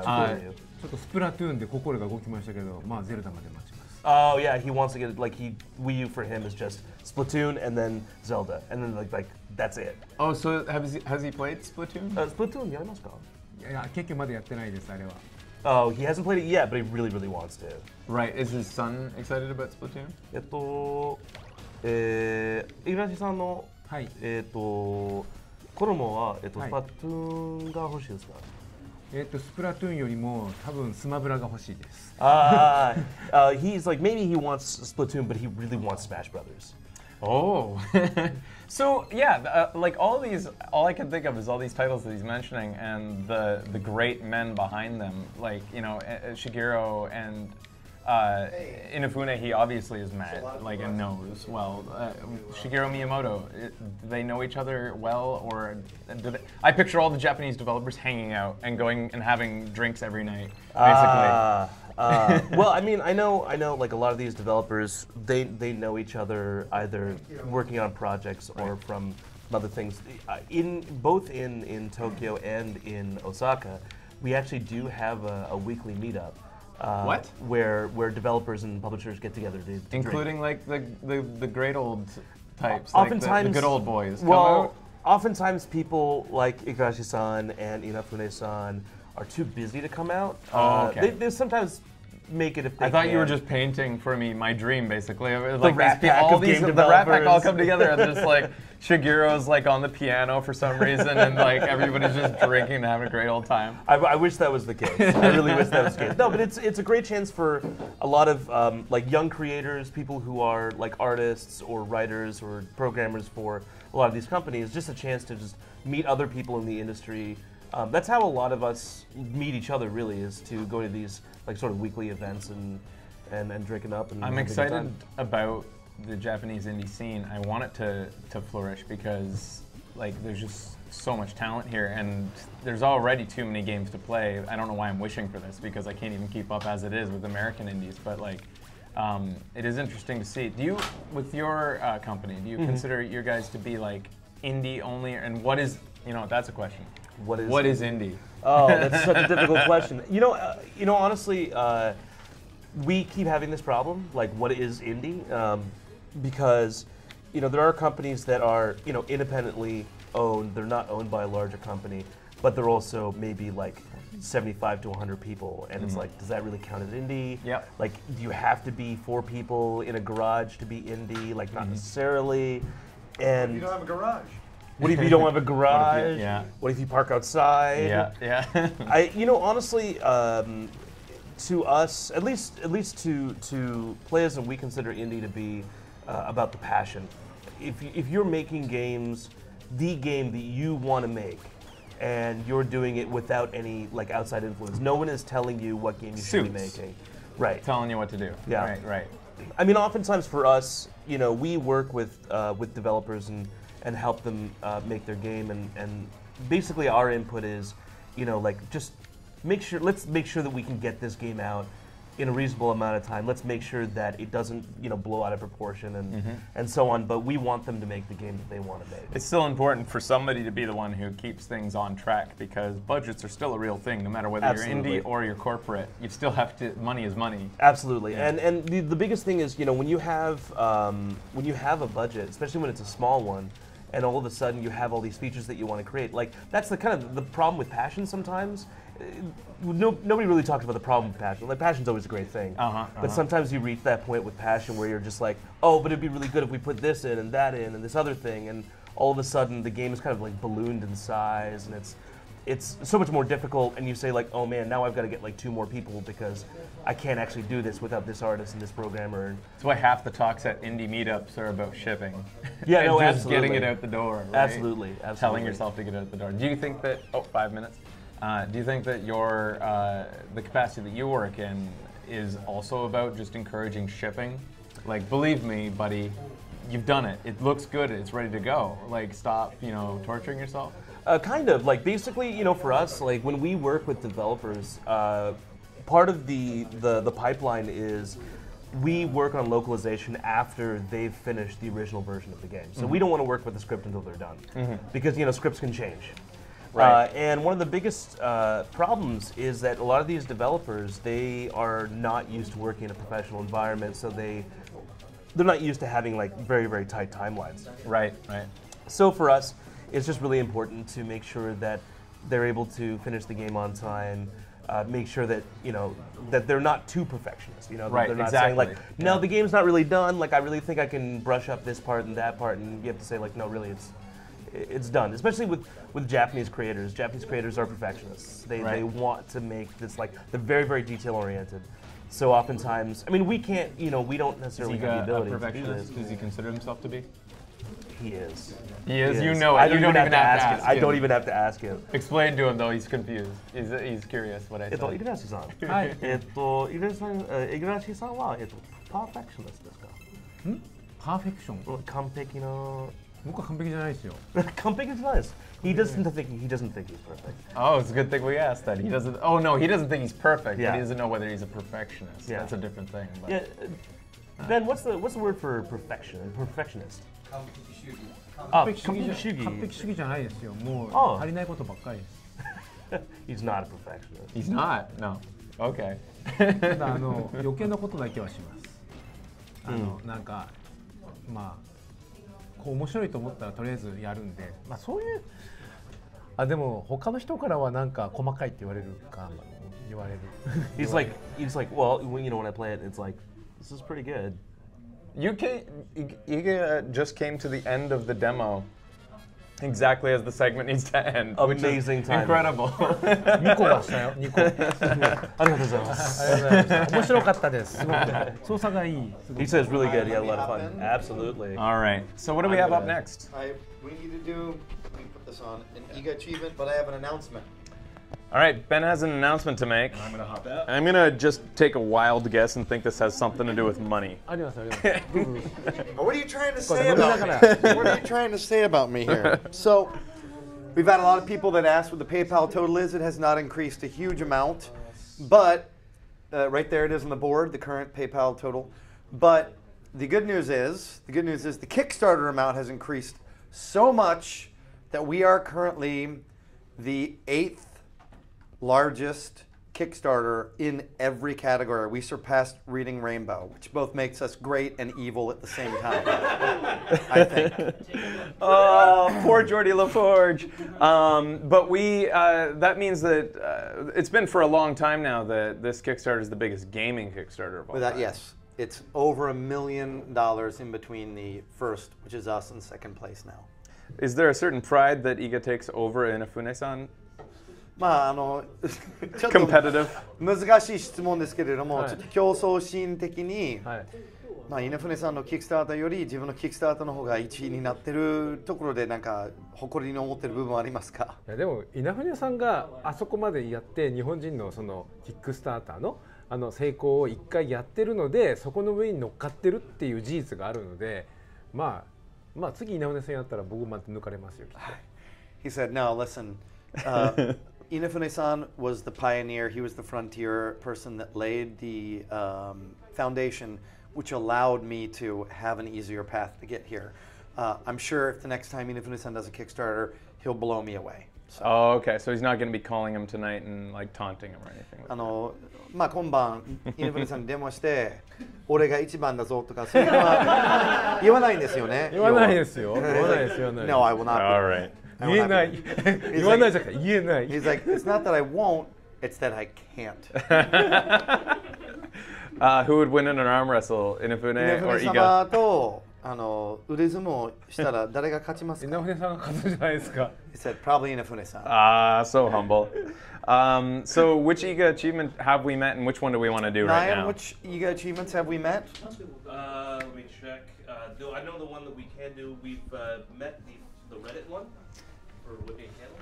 Okay, and what else?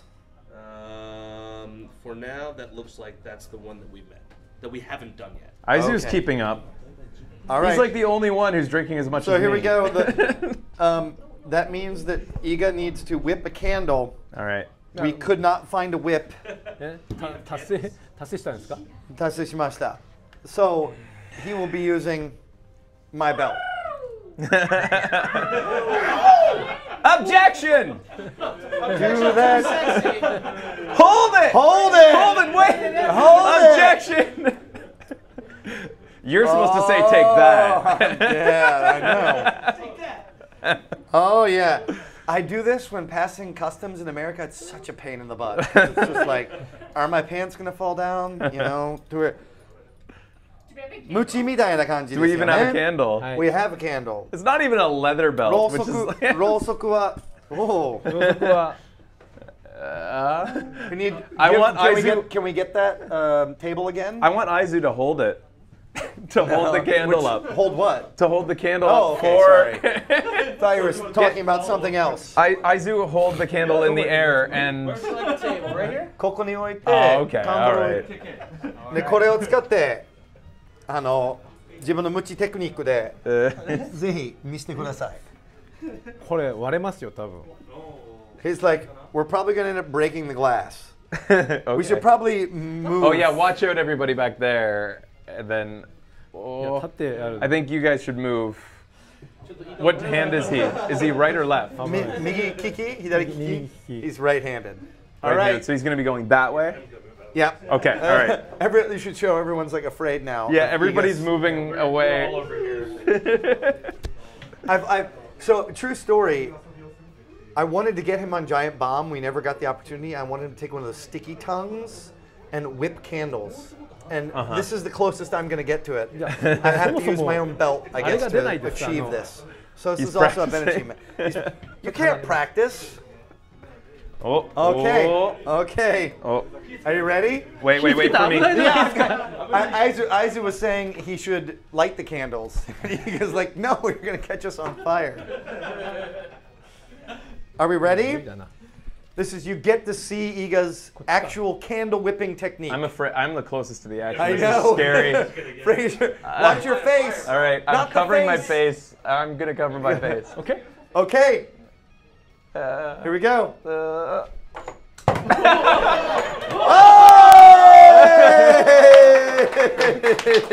That's pretty good. Nice. Very good. Thank you.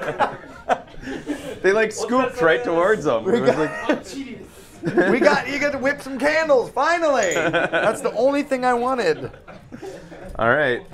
So we're going to be doing a discussion on the music with the composers now. That's right. Let's get them in and mic'd up. And I haven't met these folks either. So is it? 山根様と山田様が出ます。 We'll find a spot. Is Iga in this segment too? Is Iga? Ben が右側で、ホストが左側で間に座っていただきます。Okay, so. 山田様ここで山根様はここでいます。All right. Where's the boom mic? The boom mic is right here. All right, let me untangle that. Here you go. One Ben. second. I'm still putting on my Ben's pants. putting on his... Still putting on my pants. Literally. Guys, I took one for the team. All right.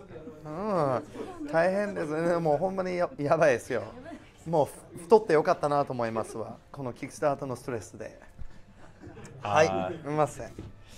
幸せ太りということにしておきましょう。And I'll just let Ben introduce me to these two composers. まあこれはフレイザー・アガーっていうまあストリーミングのホストですけれども、で悪魔城ドラキュラまあぶっちゃけやったことないです。で、彼はやったことないです。俺はやりまくっております。It's not important who I am. I want to know who they are. はい。できたら自己紹介していただきたいと思います。マイクありますね。すみません。ごめんなさい。山根みちるです。今回音楽を担当します。よろしくお願いします。何をやってるとか言わないとわからないの。今までキャスルバニアシリーズとか伊賀さんと一緒に昔シンフォニーオブザナイトの音楽をやりました山根みちるです。はい。So she first said, "My name is Michiru Yamane." That's your impression. I do music. And he's like, "You gotta tell him what music." So she's like, "My name is Michiru Yamane. I do Castlevania music. I did Symphony of the Night music." She's Amane? Yamane. Michiru Yamane. And 喋った。山田一歩です。インティクレイツでサウンドをやってます。今までの作品ですとバイオハザードレジデントイーブルわかります？バイオハザードResident Evil, I heard. の、リードサウンドデザイナーとか、あとメガマン、0とか9、10、6とかやったりしてます。His name is Yamada Ippo. He's Ippo. Ippo. Ippo. Ippo. And he also is the lead sound designer here at Inti Creates.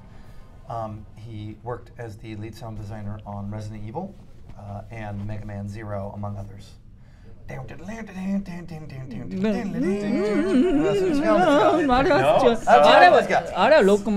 Axiom. X. That's Zero. Is it? Oh, okay. All right. Sorry. The music we're listening to, kind of in the background here, is that whose work is this?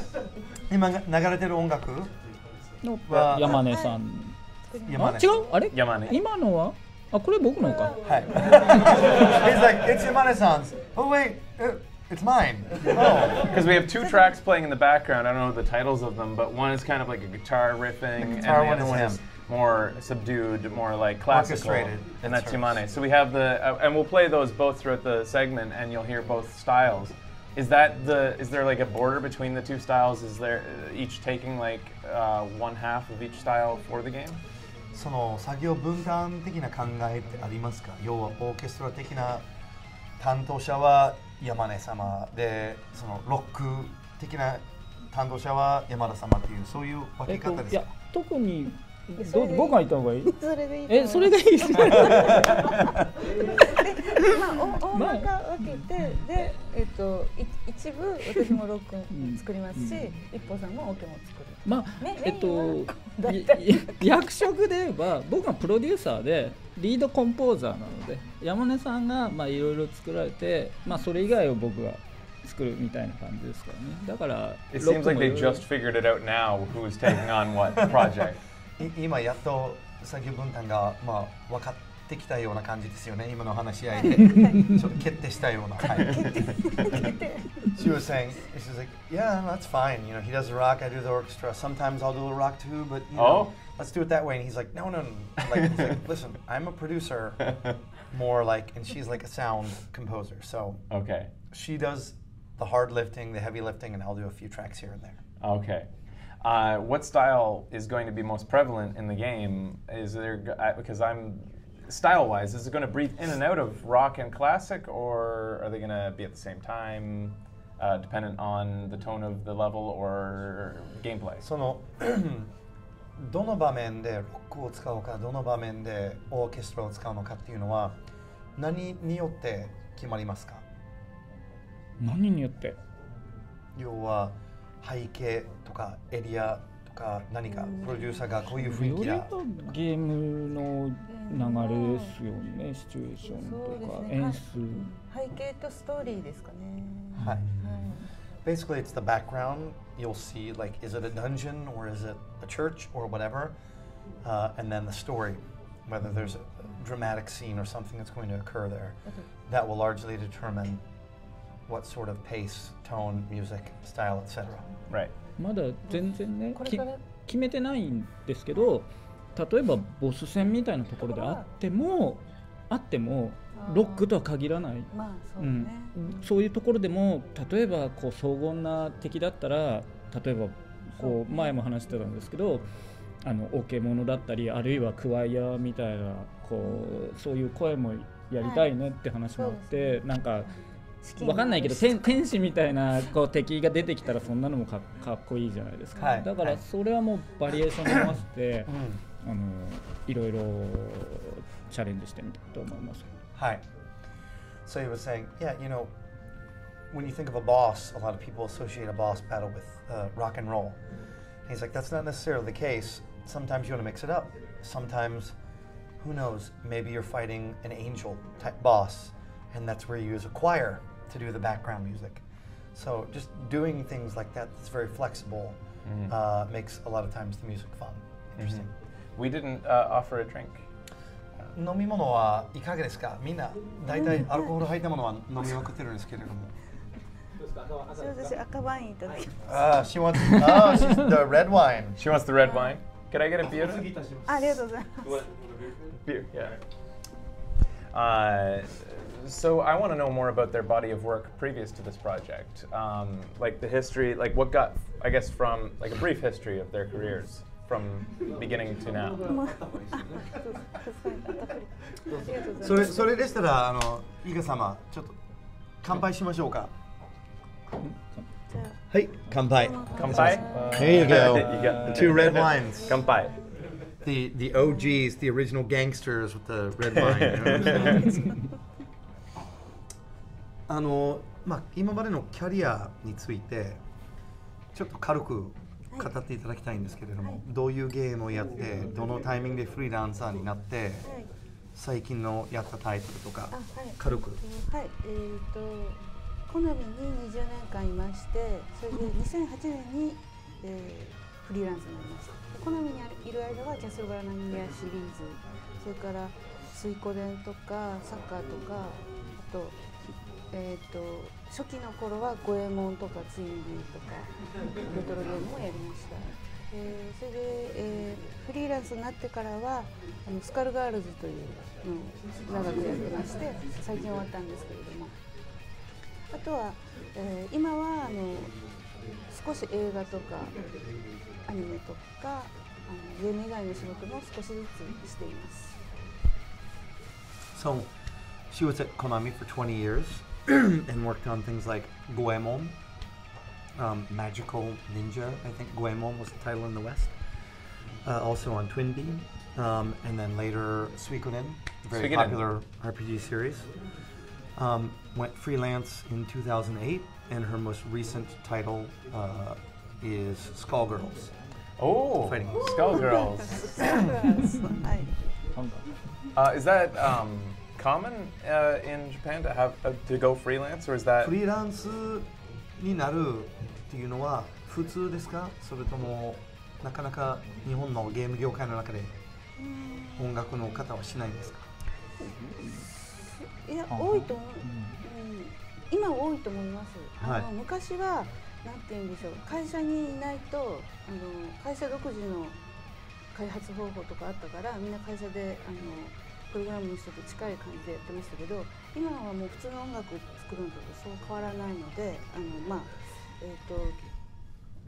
曲調は違ったとしても作るのは普通に作ればそれがもう2ミックスで入りますから、別に会社にいなくてもフリーランスでも仕事自体はできると思います。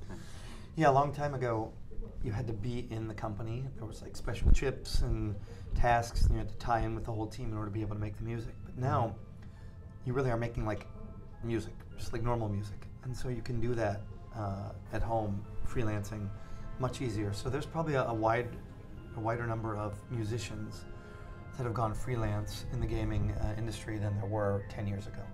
So times have changed. Yes.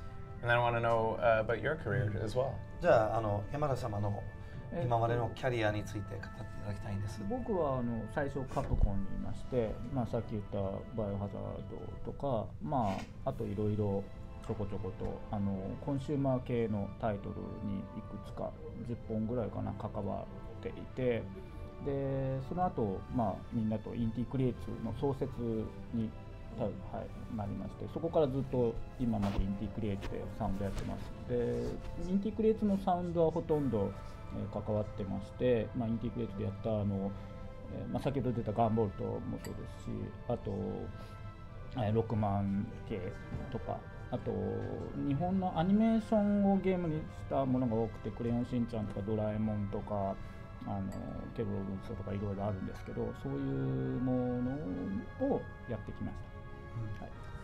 So yeah, he first started in Capcom, worked on Resident Evil and 10 other consumer titles.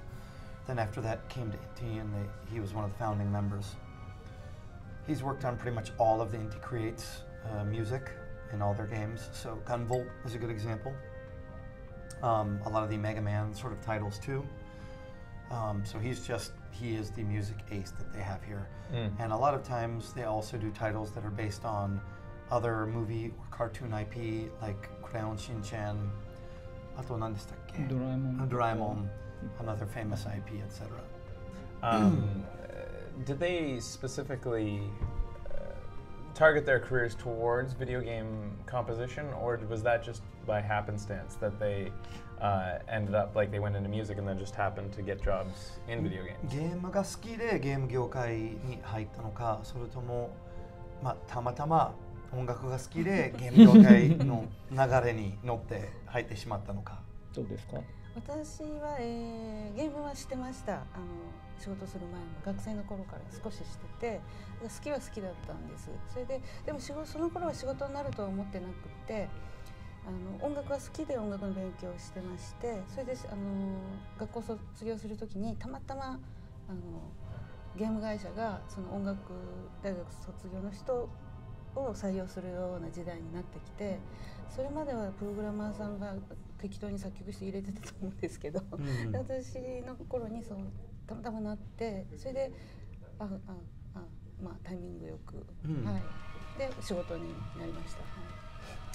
So for Yamane-san, she liked games when she was younger and liked music, and when she graduated, she ultimately was like, you know, nobody's hiring musicians necessarily in the game industry.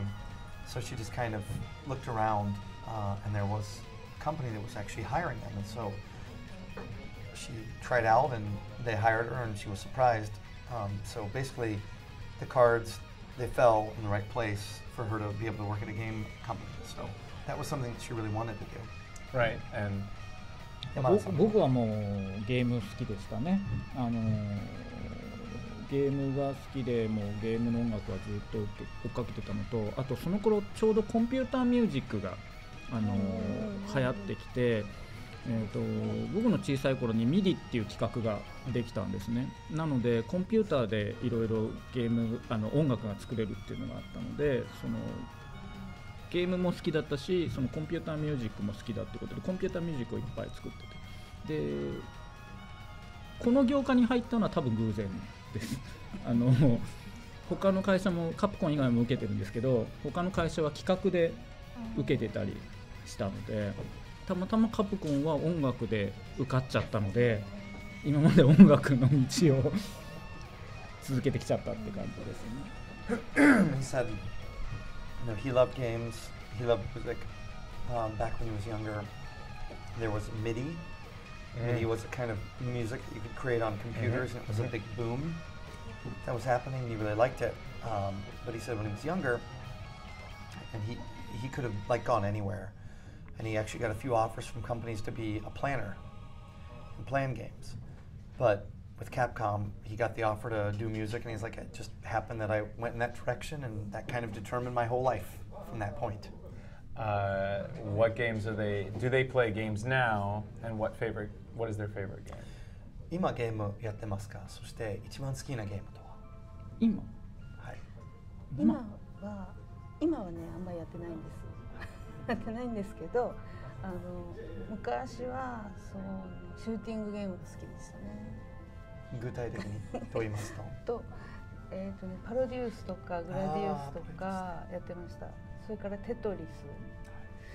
Tetris? Did I hear Tetris? Tetris. Becky said, yeah. それから何やったかな。あとその後はイコとか、逆転裁判。それから、はい、それからレイトン教授。割とやってるじゃないですか。I feel like she listed a lot of games. 最近のゲームじゃないですか。I feel like there was more than one game there. あともちろんトゥームレーダーとか、ゴッド・オブ・ウォーもやりました。ハマってやってましたよ。はい。Okay, so ちょっとおいで。I was like, I asked for one, and I know there was more than one. She's one. like, yeah, I'm not really playing any games, but yeah, if I have to say my favorite game, I like shooting games. I'm like what? She said Parodius, which is only released in Japan. Then Gradius, she also liked. Bullet hell type stuff? Yeah. She's like, you know, I also liked Ace Attorney. She didn't say that. She's just trying to flatter people. She didn't say that. She liked Professor Layton, and he's like, you said Eco. She liked Eco. Oh. She's like, you said you didn't play games. He's like, those are all pretty modern games. So obviously you're playing a lot of games. 山田様は？最近はやっぱり遊ぶ時間がないので、あんまり遊べなくなっちゃいましたけど、でもなんだろう、モンハンとかもやってモンスターハンターとかもやってましたし、あと最近やっぱり会社のゲームをやることが多いのでありますし、あと携帯のゲームみたいのもやりますし、一通り軽くは見てます。好きなゲームは？好きなゲームは世代的には衝撃を受けたのはやっぱりゼビウスとかですかね、シューティングゲームで。一番好きなゲームは女神転生っていう RPG なんですけど、わかりますかね？わかります。が女神転生っていうゲームが好きでしたね。あとまあそのくらいにしておきますかね。はい、ありがとうございます。Yeah, so he's like, you know, you get to be this age and you just get so busy with work that you just don't have a lot of time to play games. That's the reality. So not really. Obviously, I play our games that we create because I work on the sound. I play Monster Hunter quite a bit, so there's that. If I was going to have to go back and talk about games that I liked before when I was younger, Xavius, which was, I think, the game that Iga said he liked. That was a lot of fun. Shin Megami Tensei. What's the U.S. title? Oh, Shin Megami Tensei. Yeah, I know. Yeah, that one. I haven't played it myself, but I know that name. Yep. Cool. So I think we're gonna. Oh, we have to do a show. These guys were really cool. I know. It was. I have so many questions for like what inspired people into getting into like what they do now. But what's up next? We have something from Nyan. There's one thing. Actually, Thomas Happ had asked in his video what was Yamane-san's favorite soundtrack. Not just something that she worked on, but her favorite soundtrack. In a game? Or in anything. In a game. Or in anything. I think he asked for game, but if she wants to say anything, she can. さっきのね、インディーズ系の開発の方が、山根様に質問があって、山根様の一番好きなサウンドラ、別に自分が関わってなくても、ゲームの好きなサウンドラっていうのは？そうですね。崎本さんの音楽は好きですね。崎本さん。ベイグランドストーリー。そうです。ベイグランドストーリーもよくやりました。ベイグランドストーリーの音楽は好きです。あれはいいですね。はい。それからもうたくさん日本にはいい音楽作る人がたくさんいて、植松さんの音楽とかも素晴らしいですし。そういうの好きですね。はい。やっぱオーケストラ系が好きっぽい。そうですね。オーケストラ、はい、三浦さんとか、最近お仕事も、一緒になることが多くて、いい曲作られてると思います。She said, you know, if I had to choose one soundtrack, it'd probably be the Vagrant Story soundtrack by Sakimoto. But you know, Uematsu-san also makes some great music as well. So obviously, she's a fan of Square Enix, and he said, you know, orchestrated music seems to be like your thing when it comes to games. So, you guys see the new Mad Max movie film? Mad Max, Road of Fury, kind of Fury Road. What do they think of the soundtrack in that? They haven't seen it. It's one of my favorite soundtracks. So I was just wondering. This is not a show about you. All right, I know. It's just like I want to know about them. Gosh, I could talk to every one of our guests for a very long time, provided Ben had the time to like hang out and translate, because I'm so intrigued by like the Japanese culture and like how it's so similar how they grew up and what they loved to us, mainly because we are fanboys for what they created. Exactly. We have coming up now an IGA achievement, as we're calling them. Achievement, yes. What's the next one? Which one has been achieved, and which one do we want to do now? Because they're all getting achieved. Like honestly, they're all going to be achieved. So long as I don't have to take off my belt anymore. Yeah, I don't want to see that either. Please. I have bad news. You have to take off your belt. Hey. All right. So. ありがとうございます。すみません。お疲れ様でした。Arigato gozaimasu.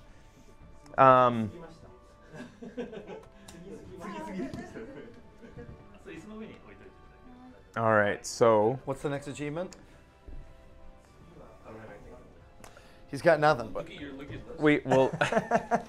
These achievements were like made up on the fly. We thought to ourselves, what would we like to see Iga do? So yes, there's only one left. Oh, and that was for the 9,000 live stream viewers, and we got over that, I assume. What? How many viewers do we have? I don't know. Let's see. Because that's a record, which means I'm supposed to take off my shirt. I don't want to. Yes. I forgot my belt, bro. 7,023.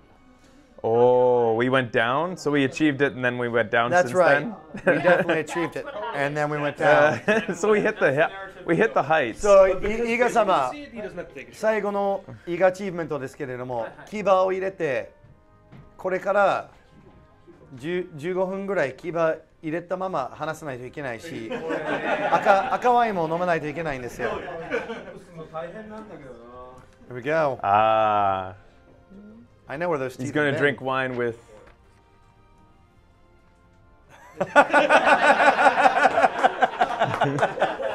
どうぞ召し上がってください。He said I can't do it. いや、そういうアチーブメントですよ。気をつけて気をつけて。He did it. Wow. It's tough to drink wine as a vampire.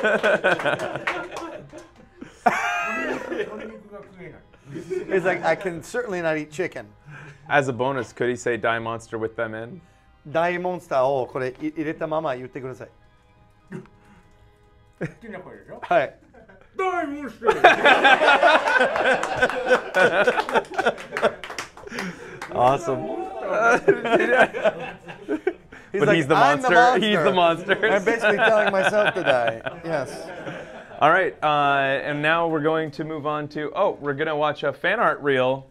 Yeah, over the course of the Kickstarter, like the content within Bloodstained, the main character, which you can see up there, inspired a lot of fan art immediately. The game hasn't even been created, and it has a huge fan following, and it's inspired the entire gaming community. We wanted to show you a little bit of that in a compilation put together by, I think, Fangamer. That's right. And we're going to watch with the montage, get all emotional and weepy-eyed about the great things to come from Iga-san and Inti Create. Let's watch that.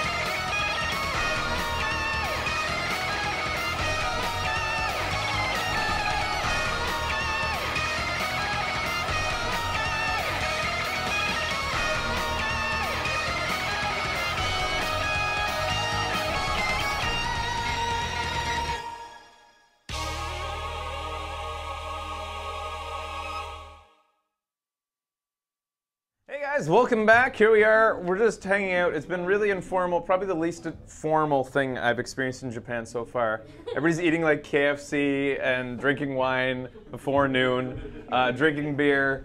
I have to say, the KFC that I just had is the best I've had. They nail fast food. Japan does KFC better than America does. Japan does a lot of American fast food. He just finished his KFC. He was having some Kentucky Fried Chicken. He's like, I was chilling. We're going to. He was chilly. He Yes. said like okay. Yes. So what we're going to be doing next is looking at the familiars. Describe what happened with the familiars and like what that whole process was. その使い魔に関して軽く流れこれから決めていく流れとか。It's like a Navi type thing, right? That I gathered is going to be in the game, like That's right. following you around. Yes. 決めていくのにまず使い魔っていうのはどういうものなのか、そしてどういう流れで決めていくのかっていう話。まあ決めていくというか、その使い魔はそのプレイヤーのとプレイヤーが操作を しないで、まあ、勝手に自分で考えて、行動する自分のお供になります。でそれはまあいろんなパターンがあって、も攻撃するやつがあったりとか回復するやつがあったりとか、まあ、敵のなんか体力を奪って、でプレイヤーの方にその還元してくれるやつがいたりとか、そのいろんな種類があって、で、まあ、機能を考えてから、まあ、通常はその使い魔はどんなタイプをするとか考えていくんですよね。So just a quick background on what these are. If you're new to the series, they're basically like a summons that have their own mind, that think on their own, move on their own, and sort of go with you throughout the game. And they have a wide variety of different actions and abilities.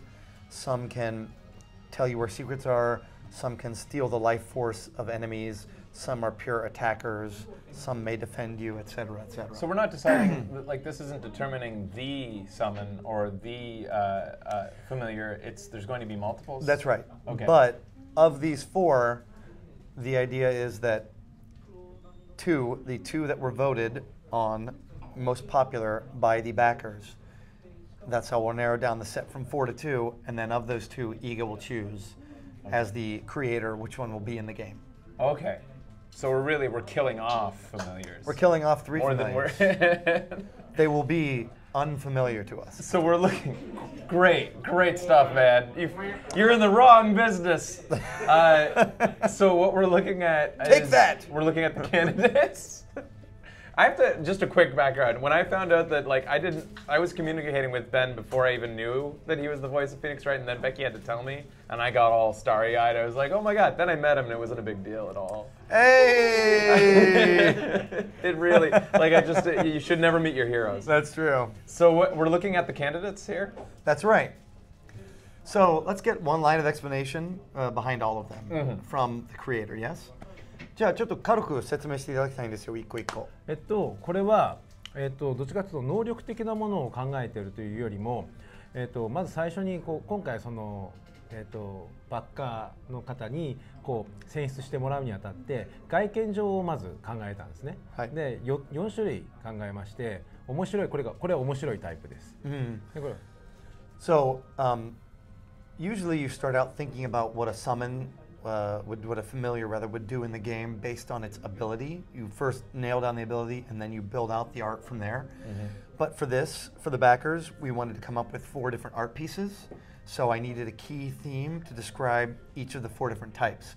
So this one, the key theme was funny or comical. Okay. はい、next one.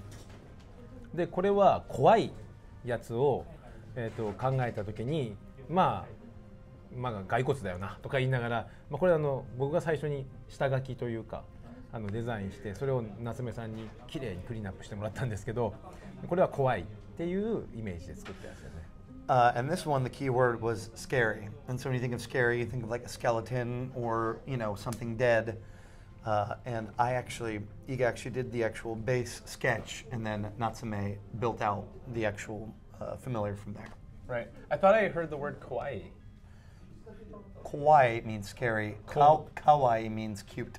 Oh, that's too difficult. It's very close. I could have sworn I was like, I heard cute in that. All right. Well, they're basically the same thing. All right. So what do we got next? でこれがさっき間違えて聞いてた可愛いタイプで。Now we're 可愛い。これ可愛い。可愛い。可愛い。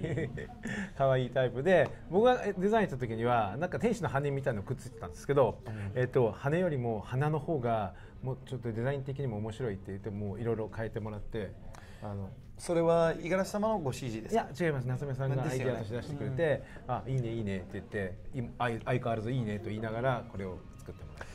So yeah, you know, this is, as you mistook before, this is the cute type of familiar. And the idea was it was going to be something like an angel with angel wings. But then Natsume looked at it and said, you know, wings have been done before, and the whole theme is kind of like flowers or roses. So let's give her flower wings, because that'll make her unique. That's too cute. もう可愛すぎる。まあ多分これが僕は第一一番人気じゃないかと踏んでデザインもしたりしました。It's like when I was creating this with Natsume, I figured this would be the one that was chosen the most. I would have guessed that too. That's my choice. I think as the winner. I don't know if my personal choice, but I think that's the winner. That's my bet. で次がかっこいいよベースにやってだったんですけど、さらにここに僕は足はちょっとあんまなかったんですけど、まあ下半身もあったんですけど、夏目さんの方でこうなんか異次元からこう出てきてるような感じにさらにかっこよくしちゃったんで、これはいいとこ行くんじゃないかと僕は思っているんですけど、でもまあ可愛いには勝てないかな。And this one, the word, the adjective was cool.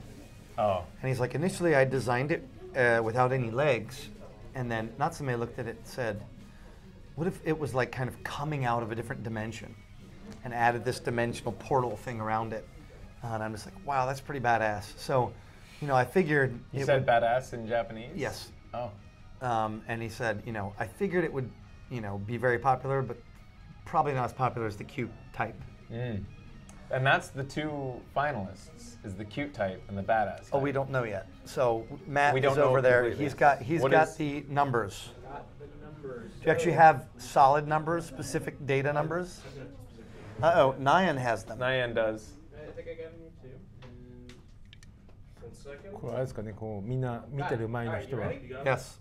In second place. In second place. Why aren't we going from fourth? Oh, we'll go from fourth. At 4, we have Mr. Eyeball Man. Can you bring him up, Matt? Yes. Eyeball Man is in fourth. Eyeball Man is in fourth with a grand total of 778 votes. I wanted him to win. I kind of want him the most, yeah. Sorry, Eyeball Dude. Damn it. In third place, this guy.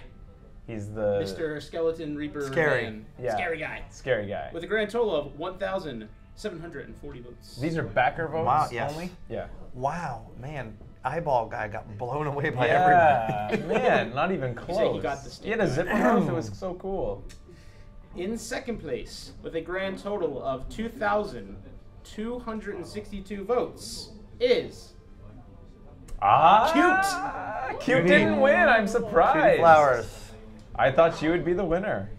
And so the winner is coming in first with a grand total of exactly 3,200 votes, Captain Badass. Captain Badass. He's the.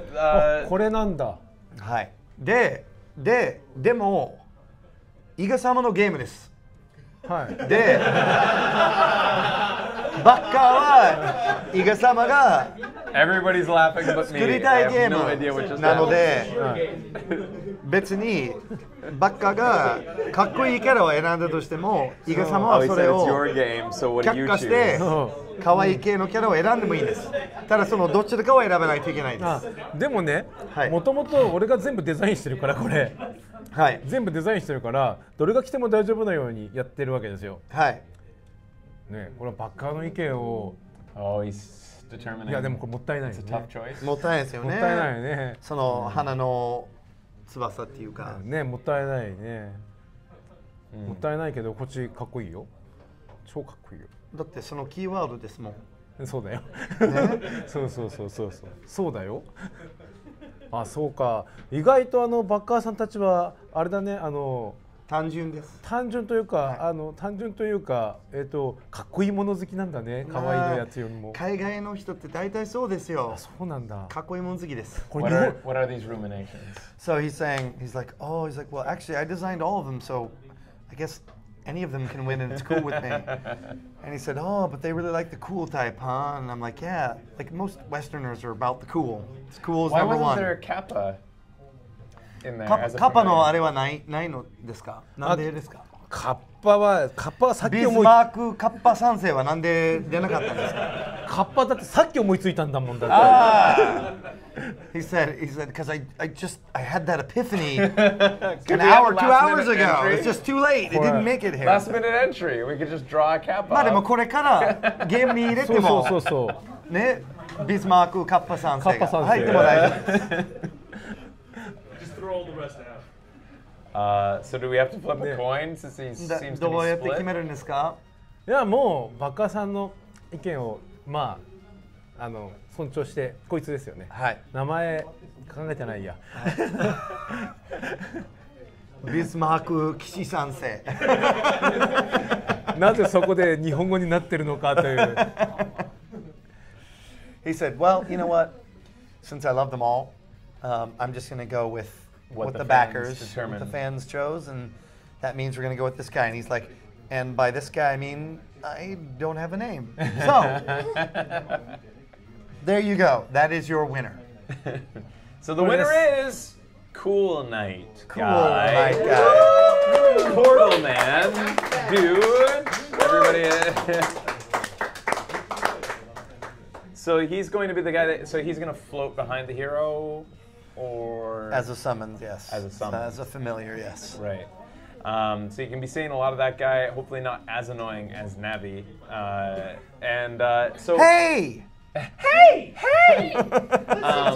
Listen! So what's our next? We're at in the last leg of the Kickstarter. What is the Kickstarter at right now, and what is the PayPal total? Yeah, let me pull it up for you guys.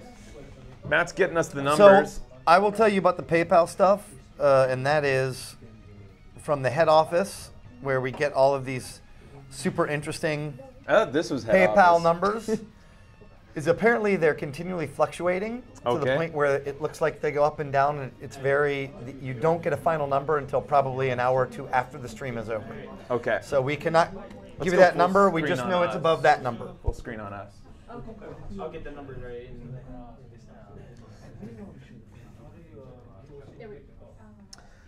So if you're just joining us, but I will say this: we do have a piece of information. Oh.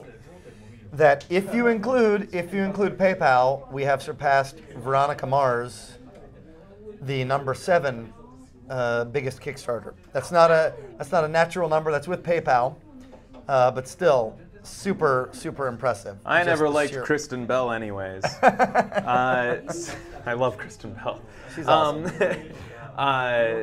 So if you're just joining us, we're in the last leg of you're watching the countdown. The Video Games Awesome presents. That's the show I do, by the way. Countdown to the end of the Bloodborne Kickstarter, and we have 15 minutes to go. We're anxiously watching for 5.5. Come on, give us the 5. Who's gonna land it? Who's gonna land it? Does that update? Can we refresh? Somebody give me an F5. We got an F5. F5. Everybody get in here. Get in behind. Right in here. Yeah, everybody in now. That's right. We'll end with the Fangamer. Oh, should we show the Fangamer right now? Because that's gonna after we get to. So we just hit 5,500,000, which is the final stretch goal. We already hit that. We already hit that because of PayPal. So now we've hit it legit. Yup. That's right. Wow, 15 minutes left? Can we come up with a last-minute stretch goal of 6 million? No, we cannot. I had to twist their arms twice to come up with 5 and 5.5. And when they were talking about 5.5, they're like, no, don't talk about that. Do we have a video from our friends at Fangamer who have made this campaign an absolute runaway success? Fangamer, you guys might know Fangamer for creating amazing quality merchandising for everybody. These guys are the little merchandise company that these guys care so much about their delivered product, and I've seen it in the flesh. It's amazing. They've been putting together the distribution of the box sets, everything. They are kind of the guys for shipping out awesome indie stuff, especially nowadays. They've sent in this video for you to see what they've been going through for the last month.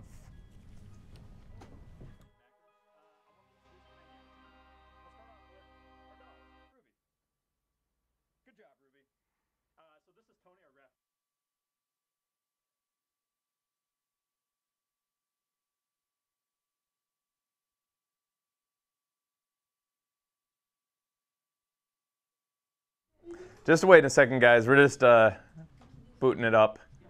We're going to give Fangamer some audio here, too. And there you go. Hello, Bloodstained backers. I wanted to introduce the Fangamer team. We'll start off with our dog, Ruby.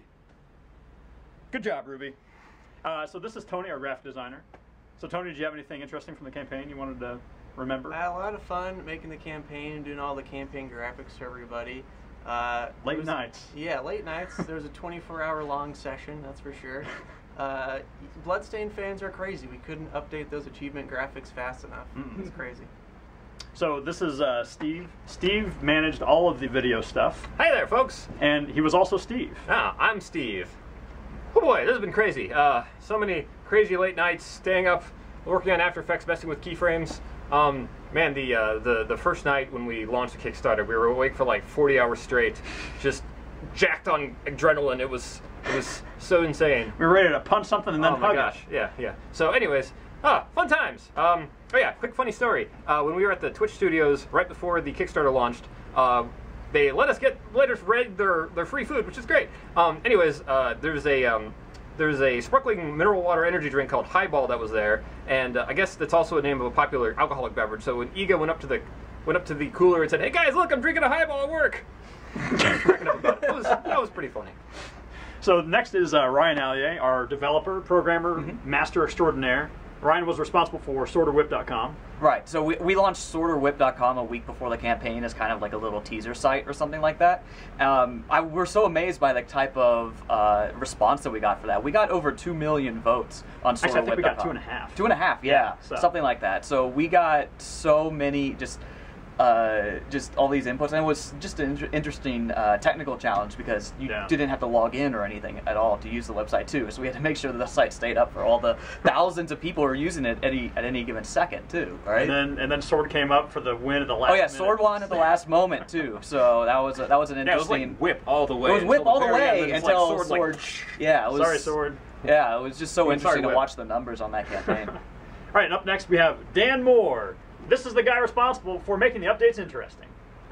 You could say that. Yeah, I'm Dan. I wrote a lot of the backer updates, basically anything where there was fiddly text that needed to be written. Reed asked me to write it. So thank you so much, guys, for helping me, or really giving me the chance to write fan fiction about a Kickstarter for a month. I really appreciate that. It's incredible that I get to do that as a job. And last but not least, I'm wearing a sweatshirt in Tucson because I wore the same shirt to work as Ryan today. How embarrassing. And one of us is going to have to change. And last but not least, we have Lindsay Nelson, without whom this whole thing would have been incredibly difficult, if not impossible, because Lindsay speaks Japanese. Yep, メールのやり取り日本語と英語でやっていました。I did the English to Japanese translation support. 楽しかったです。It was fun. So anyway, so that's the crew here. I mean, there was a lot more. Like, pretty much everybody at Fangamer was involved at some point, somehow, even if it was just brainstorming or whatever. And the entire crew is going to be involved from now on as we work on getting the merchandise produced and getting the backer updates out to you throughout the rest of the campaign. So, thank you, backers. You guys, unbelievable, ridiculous. We appreciate you. We salute you. Now go rest. Your donating fingers must be very tired. I'm gonna get a pizza. Woo! That's good. All right. So those are the guys that are going to be shipping out your rewards. As you see, I don't understand how they can do it in such a small space. Those guys are nuts. How many backers are there total? 64 and change. 64, 548. And we're probably going to want to bring up the dual shot, Becky, so that we can see the Kickstarter campaign at the same time as we count down. We have 10 minutes left. This is your last chance to be able to fight Iga as a boss in the game. You're not going to get that otherwise. So that's at the... Whoa. What? He oh!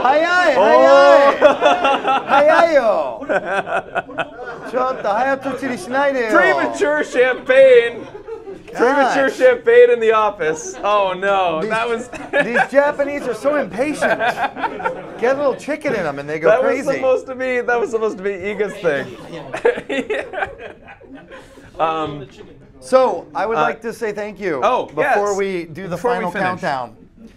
You already saw the Fan Gamer guys. Thank you very much, Reed, Steve, Dan, Lindsay, Ryan, and of course the other crew on the back end, John, Audrey, Tony, Drew, and Carrie.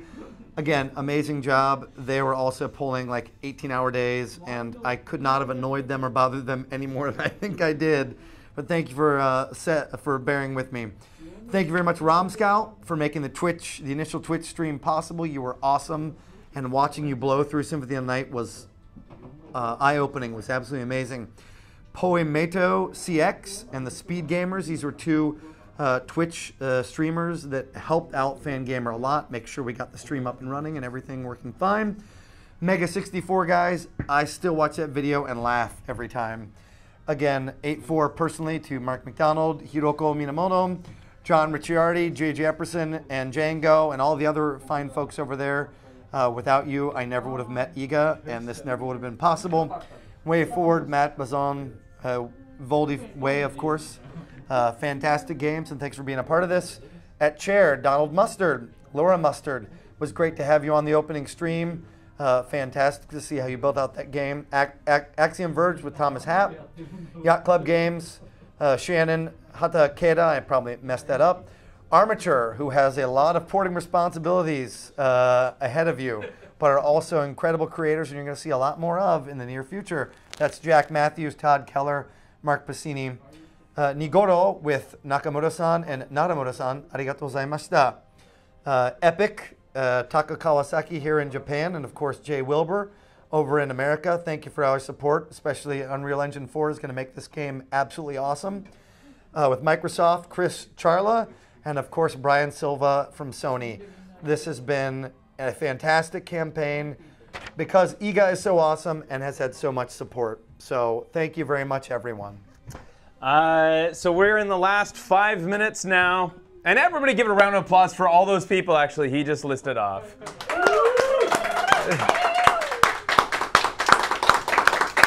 So we're in the last 5-7 minutes of the Kickstarter. This is your last chance to get in there, buy everything. You know what? What the heck? Double your pledge.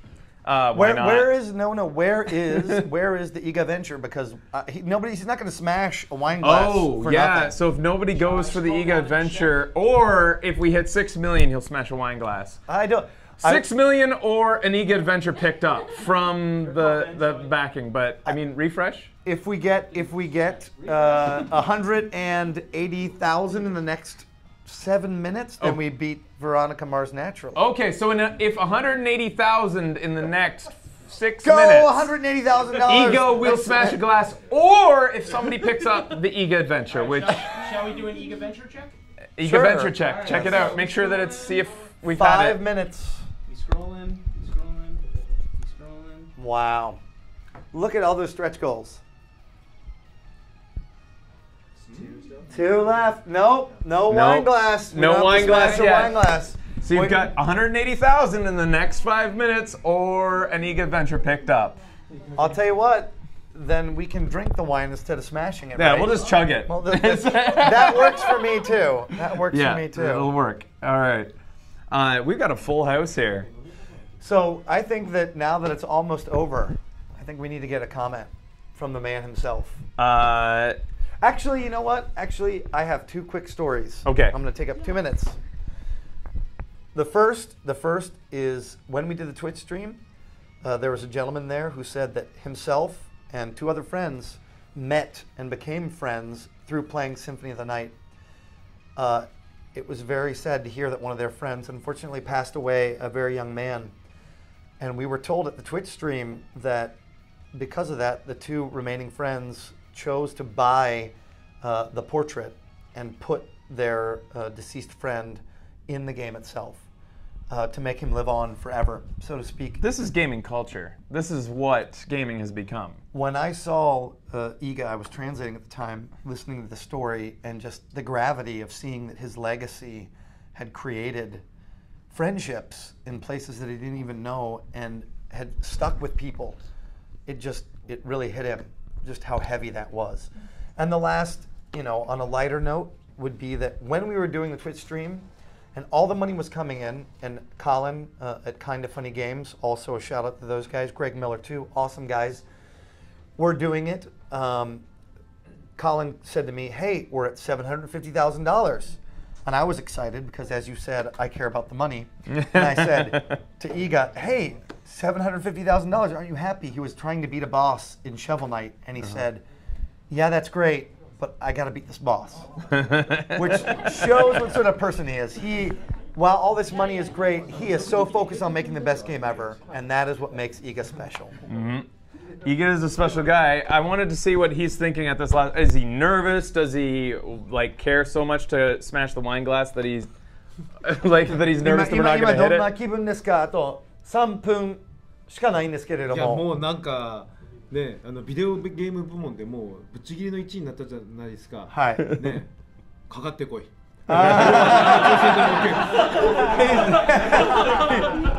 To which he said, hey, you know what? I am the clear-cut big cheese when it comes to the video game section of Kickstarter. To which I say, to the next guy, bring it on. For the moment, for a little small moment, he shed his humility, yes, his humility, just gone. Just for this very last little bit. He's just embarrassed by it. Yeah. So we have 2 minutes to go, 3 minutes to go. Can we get a refresh on that? 2 minutes. 5.537. Have we beat Veronica Mars yet? Just out of friendly competition. No. He's basically saying to Veronica Mars, bring it on. Yeah. Well, who knows? There will probably be Kickstarters that go beyond this. Certainly there will be one next week that beats you guys. That's right. And they will probably use the backer achievement system that initially Exploding Kittens did, but we popularized in the video game section. They'll probably start doing some of our pricing tiers too. But remember, we did it first, and everyone here was a part of history. I'm loving these last 2 minutes. No one can take that away from us. We fucking did it! That's right! Best fucking Kickstarter ever! The Army of the Night wins! Listen to me, brother! I'll see you at the next Kickstarter! There you go. It's like everyone's just drunk. That's all. That's all you're seeing. Get him a glass of wine. We need to get a glass of wine in his hand. We need the wine. 60 seconds. Champagne. Oh, champagne. Get the champagne ready. And get 54 seconds. Get it while it's hot. And here we go. Hi.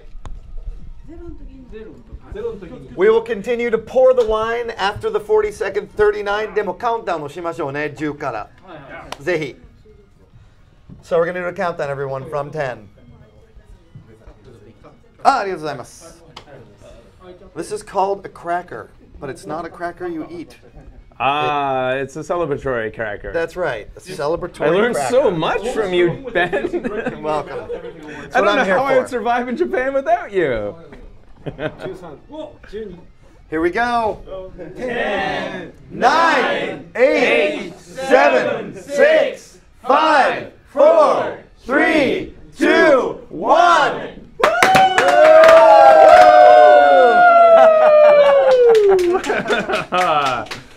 Champagne!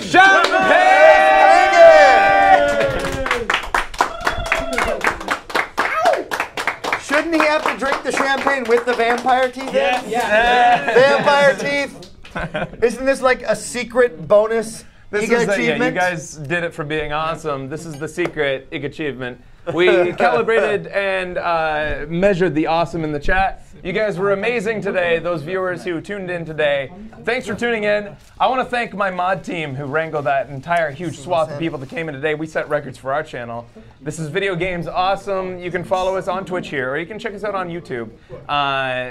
This is the style of sort of thing we do. We try to get people drunk. Even people you've never seen drunk before.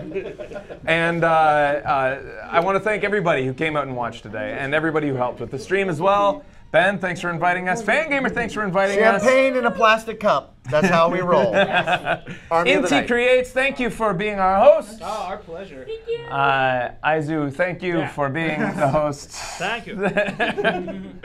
And is everybody poured out? Oh, I need one too. Should I take my belt off? Or no. Absolutely. Hold it! Oh, hey. Objection. All right, so look at the chords. There's not that many chords. All right, I need a cup too. I need champagne. Oh, wait, we got one. Sweet. Fraser-san ni. Cut it. There you go. Thank you. All right. We're almost done. Bear with us. The last champagnatorium toast. Who's, I guess Iga should give the toast? That's right. Founded. Oh, a little bit more. Funded, ne? Oh, Becky gets some. Yeah. Of course. All right. じゃあ最後の一言。そうぜひ。はい、皆さんありがとうございました。協力。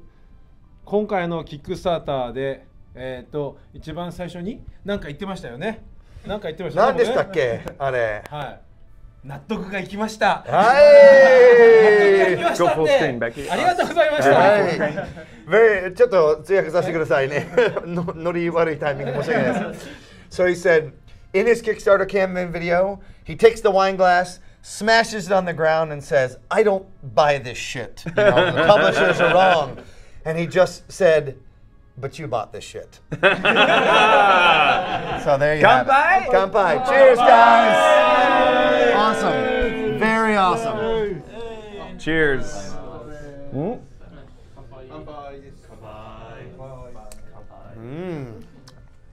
All right, so that draws us to a close. We're all gonna go out and start. We'll get the cocaine out after this. Oh, yeah. And that's what I've been promised is a huge. I was told there'd be cocaine. 5 mil worth of blow, baby. 5 million. Yeah, Matt just said 5 million worth of blow. Thank you. Now we're all headed down to Iga's castle now. Thanks everybody for watching. One more time, Bloodstained. I can't wait to get it in my hands to play. If you missed the Kickstarter, fuck you. No, seriously though, it's coming and you'll be able to buy it legit after this too. But one more time, thank you everybody! And see you later.